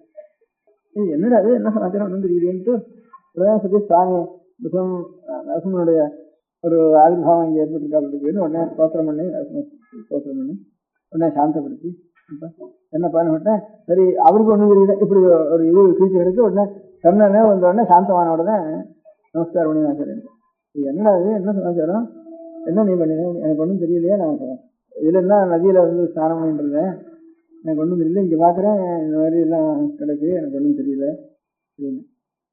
நீ என்ன இங்கேயாவது உபாசனை பண்ணியா, இங்கேயாவது நரசிம்மசுவாமியானே இப்போ பிரத்யட்சம் வந்தாலே இந்த அட்டஹாசனாலையும் இந்த கீர்த்தனாலையும் தெரியுது. ஏன் நரசிம்மனுடைய உபாசனை எங்கேயாவது பண்ணினியானே, எங்கே பண்ணினேன், என்ன சமாச்சாரம். நான் ஒன்றும் எனக்கு வந்து கூட ஒரு உபாசனை பண்ணலையே, ஞான மார்க்கத்தில் தானே உனக்கு இது பண்ணினேன், தத்துவ விசாரமும் ஆத்மனிஷ்டையும் அதுதானே பண்ணிட்டு இருக்கேன் நீ. அதனால தத்துவ விசாரியும் ஆத்மனிஷ்டையும் தானே இப்போ பண்ணிட்டு இருக்கேன், வேற உபாசனையா ஒரு தேவதைகளுடைய சாநித்தியம் இதெல்லாம் உனக்கு வந்ததா தெரியலையே, நீ எங்கே பண்ணினேன், இதுக்கு நீ எவ்வாறு பண்ணியிருக்கியா அப்படின்னு. இல்லையா, நான் இங்கே சன்னிதானத்துக்கு நான் வந்து சேர்றதுக்கு முந்தி பால்யத்தில் எனக்கு ஆரோக்கியத்தில் நரசிம்ம மந்திரம் உபதேசம் பண்ணினா, எனக்கு அதெல்லாம் இப்போ ஒன்றும் தெரியல. நரசிம்ம மந்திரம் ஒரு காலத்தில் உபதேசம் பண்ணினா, இந்த நரசிம்ம மந்திரத்தை உபதேசம் பண்ணிட்டு அதை சித்தி பண்ணிக்கணும், அந்த மந்திர சித்தி புரஸ்கரணம் பண்ணணும் அப்படின்னு எனக்கு ஒரு அபிப்பிராயம் ஆரோ பெரியவாள் சொன்னான். இருந்தாலும் அவனுக்கு நல்லது அப்படின்னு சொன்னான். அதுக்கப்புறம் எங்கே பண்ணுறதுன்னா, தனியாக இருக்க முடியாத காட்டில் போய் நீ இந்த மந்திரத்தை ஆவர்த்தி பண்ணணும், ஜபம் பண்ணணும். அந்த மாதிரி ஒரு காட்டில் இருந்து ஜபம் பண்ணினா, ஏகாந்தத்தில் பண்ணினா சுவாமி வந்து பிரத்யட்சமாகிடுவார் அப்படின்ட்டு சொன்னான். அது வேறு நான் வந்து ஒரு மலைக்கு போனேன். இந்த அகோபலம்ங்கிற மலையான இல்லை, இந்த அகோபலம் நரசிம்மன் இருக்க மலை, அந்த மலையெல்லாம் இருக்கும். ஆச்சாரியால் வந்து பிரகார பிரவேசம் பண்ணுற காலத்துலையும் இந்த அகோபல குகையில் தான் வச்சுட்டு போனான்னு. அதுலேருந்து லட்சுமி நரசிம்ம மலை ஏகராஜனம்ங்கிறது இந்த அகோபல நரசிம்மன், அகோபல நரசிம்மாட்சியம் ஆச்சாரியால் சரித்திரத்தில் சில புராண வாக்கியங்களில் அகோபல நரசிம்மத்தில் இந்த பிரதிஷ்டை பண்ணினாள்னு யந்திரோத்தாரணங்களாம் பண்ணினாள்னு கூட இருக்குது ஆச்சாரியா. அதனால் அந்த இடத்துல வந்து நரசிம்ம மலை இது இங்கே கடம்பு ஜில்லாவில் இருக்குது, அது இருந்தாலும் இருக்கலாம். அந்த இடத்துல நான் மலையில் போனேன். போனால் இப்படியே உட்காந்துருந்தேன், ஜபம் பண்ணிட்டு கண்ணு பண்ணிட்டு தபஸ் பண்ணிட்டு உட்காந்துருந்தேன். ஜபத்தை பண்ணிட்டு அந்த மலையில் ஒரு அந்த மலை வேடம் தான். அந்த மலை வேடம் வந்து என்னையாவது நீ நாட்டில் இருக்கிற பாப்பா, இங்கே வந்து இங்கேருந்து வந்து தனியாக உட்காந்துருக்க, இங்கே எனக்கு என்ன ஆகாரம் வேணும், எனக்கு என்ன வேலை இங்கே, எங்களுக்கு என்ன, நாங்கள் அதை அம்பு போட்டு கொஞ்சம் பிராணிகளை கொண்டு வந்து நாங்கள் சாப்பிட்டுருக்கோம். நீ அதெல்லாம் ஒன்றும் பண்ணாதவன், இங்கே என்ன வேலை உனக்கு சாப்பாடு அங்கே சாப்பிடாதா, இங்கே எனக்கு அவங்க உட்காந்துருக்கேன் அப்படின்ட்டு கேட்டேன். எதுவாக சொல்லு, வாங்கி மலைகளுக்கெல்லாம் நான் தான் எதுவானா அப்படின்னு என்னை வந்து கேட்டான். கேட்ட உடனே அப்போ நான் நரசிம்மத்தினுடைய ஒரு பிரத்யட்சமாகணும்ட்டு நேராக நரசிம்மத்தினுடைய தரிசனம் கிடைக்கணும் பார்க்கணுங்கிறதுக்காக இந்த இடத்துல போகணும்னு பெரியவெல்லாம் சொன்னான். அதனால நான் வந்து பெரியவா சரணம். அடுத்த நிகழ்ச்சி நித்திய குரு பாதுகா பூஜை. शुक्लाम्भरधरम् विष्णुम् शशिवर्णम् चतुर्भुजम् प्रसन्नवदनम् ध्यायेत् सर्वविघ्नोपशान्तये। ममोपात्त समस्त दुरितक्षयद्वारा श्री परमेश्वर प्रीत्यर्थम् गुरुप्रसाद सिद्ध्यर्थम् गुरुप्रीत्यर्थम् गुरुपादपूजाम् अद्य करिष्ये। गुरुर्ब्रह्मा गुरुर्विष्णुर्गुरुर्देवो महेश्वरः गुरुः साक्षात् परब्रह्म तस्मै श्रीगुरवे नमः। अपारकरुणासिन्धुम् ज्ञानदम् शान्तरूपिणम् श्रीचन्द्रशेखरगुरुम् प्रणमामि मुदान्वहम्। सदाशिवसमारम्भाम् शङ्कराचार्यमध्यमाम् अस्मदाचार्यपर्यन्ताम् वन्दे குருபரம்பராம். எல்லோரும் குருவை பெரிவாளை தியானம் பண்ணிண்டு அர்ச்சனை பண்ணுவோம். அஷ்டோத்திரம். பெரியவா அஷ்டோத்திரம் பல அஷ்டோத்திரங்கள் இருக்கு. அதுல எளிமையா சுலபமா எது இருக்கோ அதை நான் இப்ப சொல்றேன். எல்லோரும் இதை கேட்டுண்டே திருப்பி சொல்ல முடிஞ்சுபா சொல்லி சொல்லி பெரிவாளுக்கு பாதத்துல ஒவ்வொரு புஷ்பத்தை அர்ச்சனை பண்ணலாம். ஓம் ஸ்ரீ காஞ்சி காமகோட்டி பீடாதீஸ்வராய நமஹ. ஸ்ரீமத் சந்திரசேகரேந்திர சரஸ்வதி குருப்யோ நமஹ. சந்நியாசாஸ்ரமசிகராய நமஹ. காஷாய தண்டதாரிணே நமஹ. सर्वपीठापहारिणे नमः. स्वामिनाथ गुरवे नमः. करुणासागराय नमः. जगदाकर्षण शक्तिमते नमः. सर्वचराचर हृदयस्थाय नमः. भक्तपरिपालक श्रेष्ठाय नमः. धर्मपरिपालकाय नमः. श्री जयेन्द्र सरस्वत्याचार्याय नमः. श्री विजयेन्द्र सरस्वती पूजिताय नमः. शिवशक्ति स्वरूपाय नमः. भक्ताभीष्ट प्रदायकाय नमः. ब्रह्मण्य पोषकाय नमः. ब्रह्म विष्णु शिवैक्य स्वरूपाय नमः. कांची क्षेत्रवासाय नमः. कैलाश शिखरवासाय नमः. स्वधर्म परिपोषकाय नमः. चातुर्वर्ण संरक्षकाय नमः. लोकरक्षण संकल्पाय नमः. ओम ब्रह्मनिष्ठापराय नमः. सर्वपापहराय नमः. धर्मरक्षक संतुष्टाय नमः. भक्तार्पितधन स्वीकर्त्रे नमः. सर्वोपनिषत् सारज्ञाय नमः. सर्वशास्त्रगम्याय नमः. सर्वलोकपितामहाय नमः. भक्ताभीष्टप्रदायकाय नमः. ब्रह्मण्यपोषकाय नमः. नानाविधपुष्पार्चितपताय नमः. रुद्राक्षक्रीडधारिणे नमः. भस्मोद्धूलितविग्रहाय नमः. सर्वज्ञाय नमः. सर्वचराचरव्यापकाय नमः. अनेक शिष्य परिपालकाय नमः. मनश्चाञ्चल्य निवर्तकाय नमः. अभयहस्ताय नमः. भयापहाय नमः. यज्ञपुरुषाय नमः. यज्ञानुष्ठान रुचिप्रदाय नमः. यज्ञसम्पन्नाय नमः. यज्ञसहायकाय नमः. यज्ञफलदाय नमः. यज्ञप्रियाय नमः. उपमानरहिताय नमः. स्फटिक तुलसी रुद्राक्ष हारधारिणे नमः. चातुर्वर्ण समदृष्टये नमः. ऋग्यजुस्साम अथर्वणादि चतुर्वेद संरक्षकाय नमः. दक्षिणामूर्ति स्वरूपाय नमः. जाग्रत् स्वप्न सुषुप्ति अवस्थातीताय नमः. कोटि सूर्यतुल्य तेजोमय शरीराय नमः. साधुसंग संरक्षकाय नमः. अश्वगज गोपूजा निर्वर्तकाय नमः. गुरुपादुक पूजातुरन्तराय नमः. कनकाभिषिक्ताय नमः. स्वर्ण बिल्वदल पूजिताय नमः. சர்வஜீவ மோக்ஷதாய நமः. மூகவாக்தான நிபுணாய நமः. நேத்திர தீக்ஷாதானாய நமः.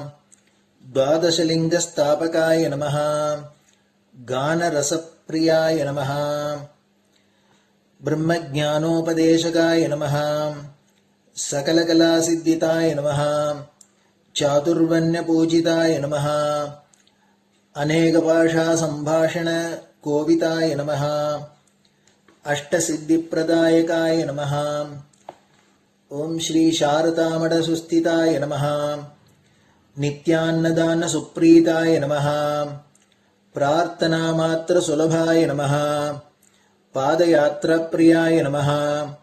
नानाविध मतपंडिताय नमः. श्रुति स्मृति पुराणज्ञाय नमः. देव यक्ष किन्नर किंपुरुष पूज्याय नमः. श्रवणानंदकर कीर्तये नमः. दर्शनानंदाय नमः. अद्वैतानंद भरिताय नमः. अव्याच करुणामूर्तये नमः. शैव वैष्णवादि मान्याय नमः. श्री शंकराचार्याय नमः. दंड कमंडलूहस्ताय नमः. वीणा मृदंग सकलवाद्य नाथस्वरूपाय नमः. रामकथा रसिकाय नमः. वेद वेदांग आगमादि सकलकला सतस्प्रवर्तकाय नमः. हृदय गुहाशयाय नमः. शतरुद्रीय वर्णितस्वरूपाय नमः. केदारेश्वरनाथाय नमः. अविद्यानाशकाय नमः. निष्कामकर्मोपदेशकाय नमः. लघुभक्तिमार्गोपदेशकाय नमः. लिंगस्वरूपाय नमः. सालग्रामसूक्ष्मस्वरूपाय नमः. कालड्यां शंकरकीर्तिस्तंभ निर्माणकर्त्रे नमः. जितेन्द्रियाय नमः. शरणागतवत्सलाय नमः. श्रीशैलशिखरवासाय नमः. डमरुकनाद विनोदाय नमः. वृषभारूढाय नमः. दुर्मदनाशकाय नमः. आभिचारिक दोषहर्त्रे नमः.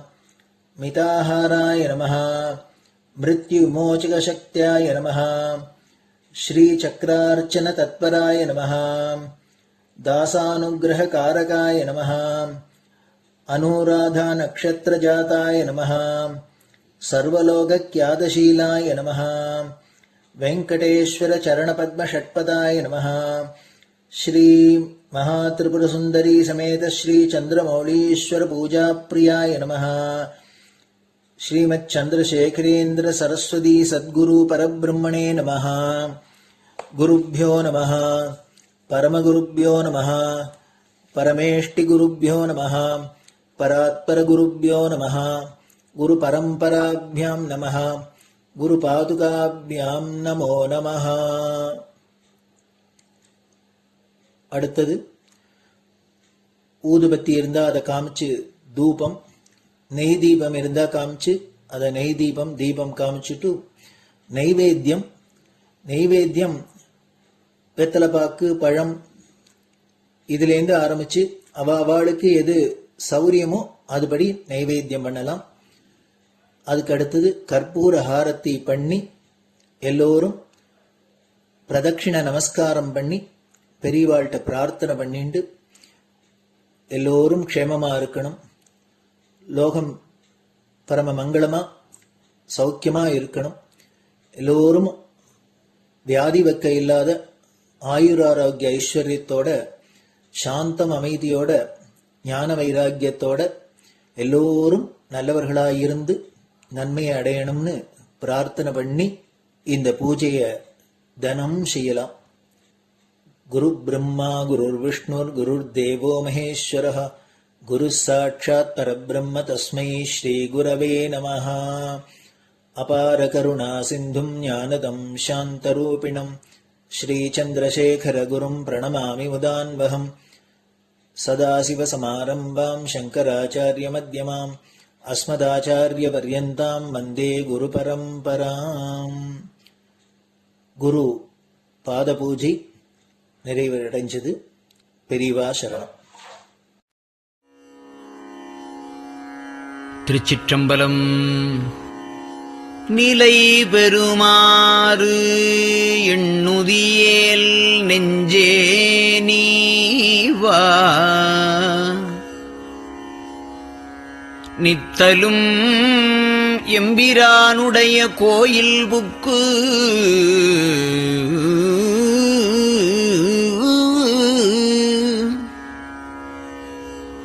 புலர்வதன் முன் அலகிட்டு மெழுக்குமிட்டு பூமாலை புனைந்து ஏத்தி புகழ்ந்து பாடி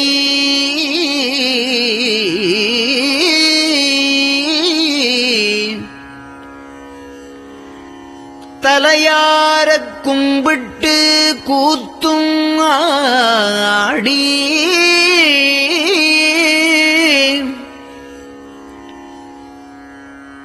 சங்கரா ஜய போற்றி போற்றி என்றும்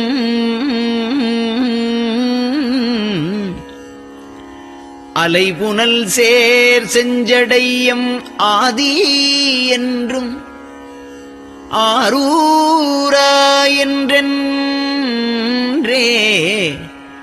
அலரானில்லே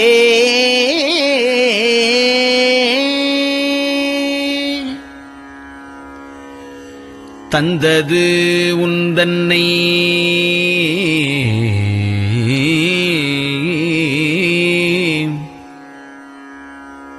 கொண்டது எந்தன்னை சங்கரா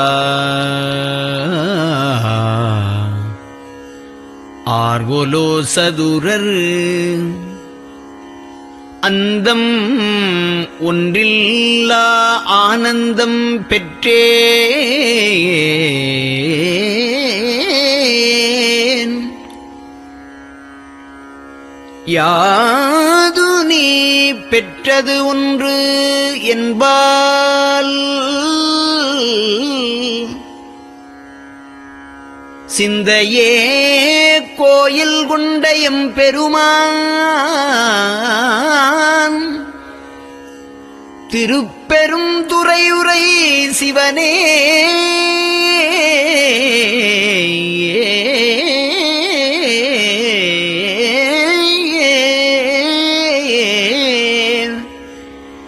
எந்த ஈசா உடல் இடம் கொண்டாய் யான் இதற்கு இளன்வோர்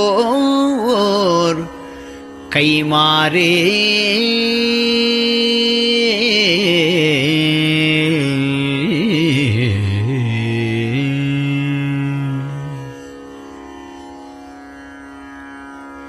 அன்னநடையார் அமுத மொழியார் அவர்கள் பயில் தில்லை தென்னன் தமிழும் இசையும் கலந்த சிற்றம்பலம் தன்னுள்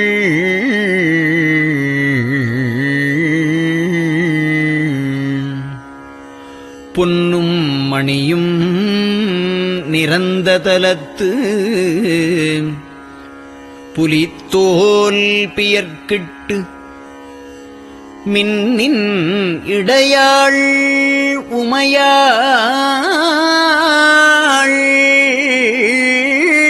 காண விகிர்தன் ஆடுமே.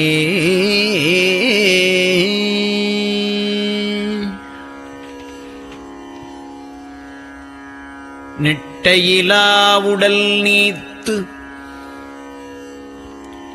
என்னை ஆண்ட நிகரிலா வண்ணங்களும்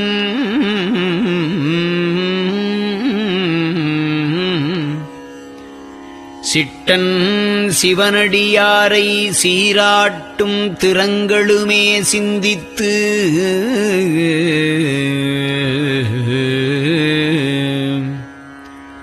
அட்டமூர்த்திக்கு என் அகம் நெகவூரும் அமிழ்தனுக்கு ஆலநீழற்பட்டனுக்கு என்னை தன்பாற்படுத்தானுக்கே பல்லாண்டு குருதுமே.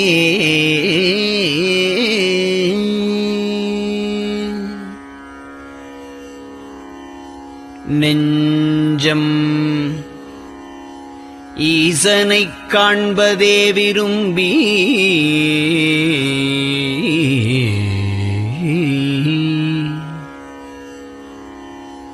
நிரந்தரம் திருவாக்கினில் நிகழ்வது அஞ்செழுத்துமே ஆக ஆளுடைய அம்மை செம்மலர் கைகுவித்து அருளி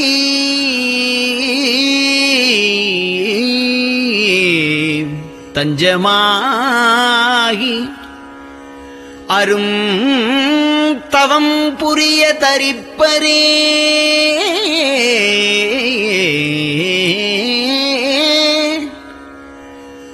அவள் தனிப்பெரும் கணவர்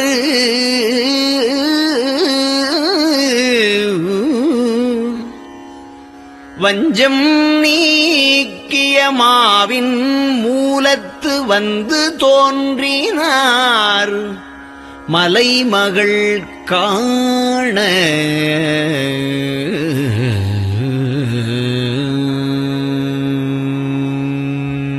திருச்சிற்றம்பலம்.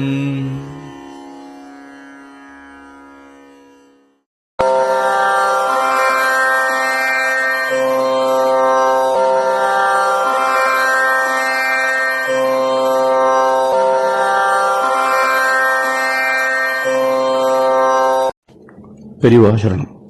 பெரியவா வானொலியின் காலை நிகழ்ச்சிகள் இத்துடன் நிறைவடைகின்றன. எமது அடுத்த ஒளிபரப்பு இன்று மாலை இந்திய நேரப்படி 6 மணிக்கு துவங்கும். பெரியவா சரணம்.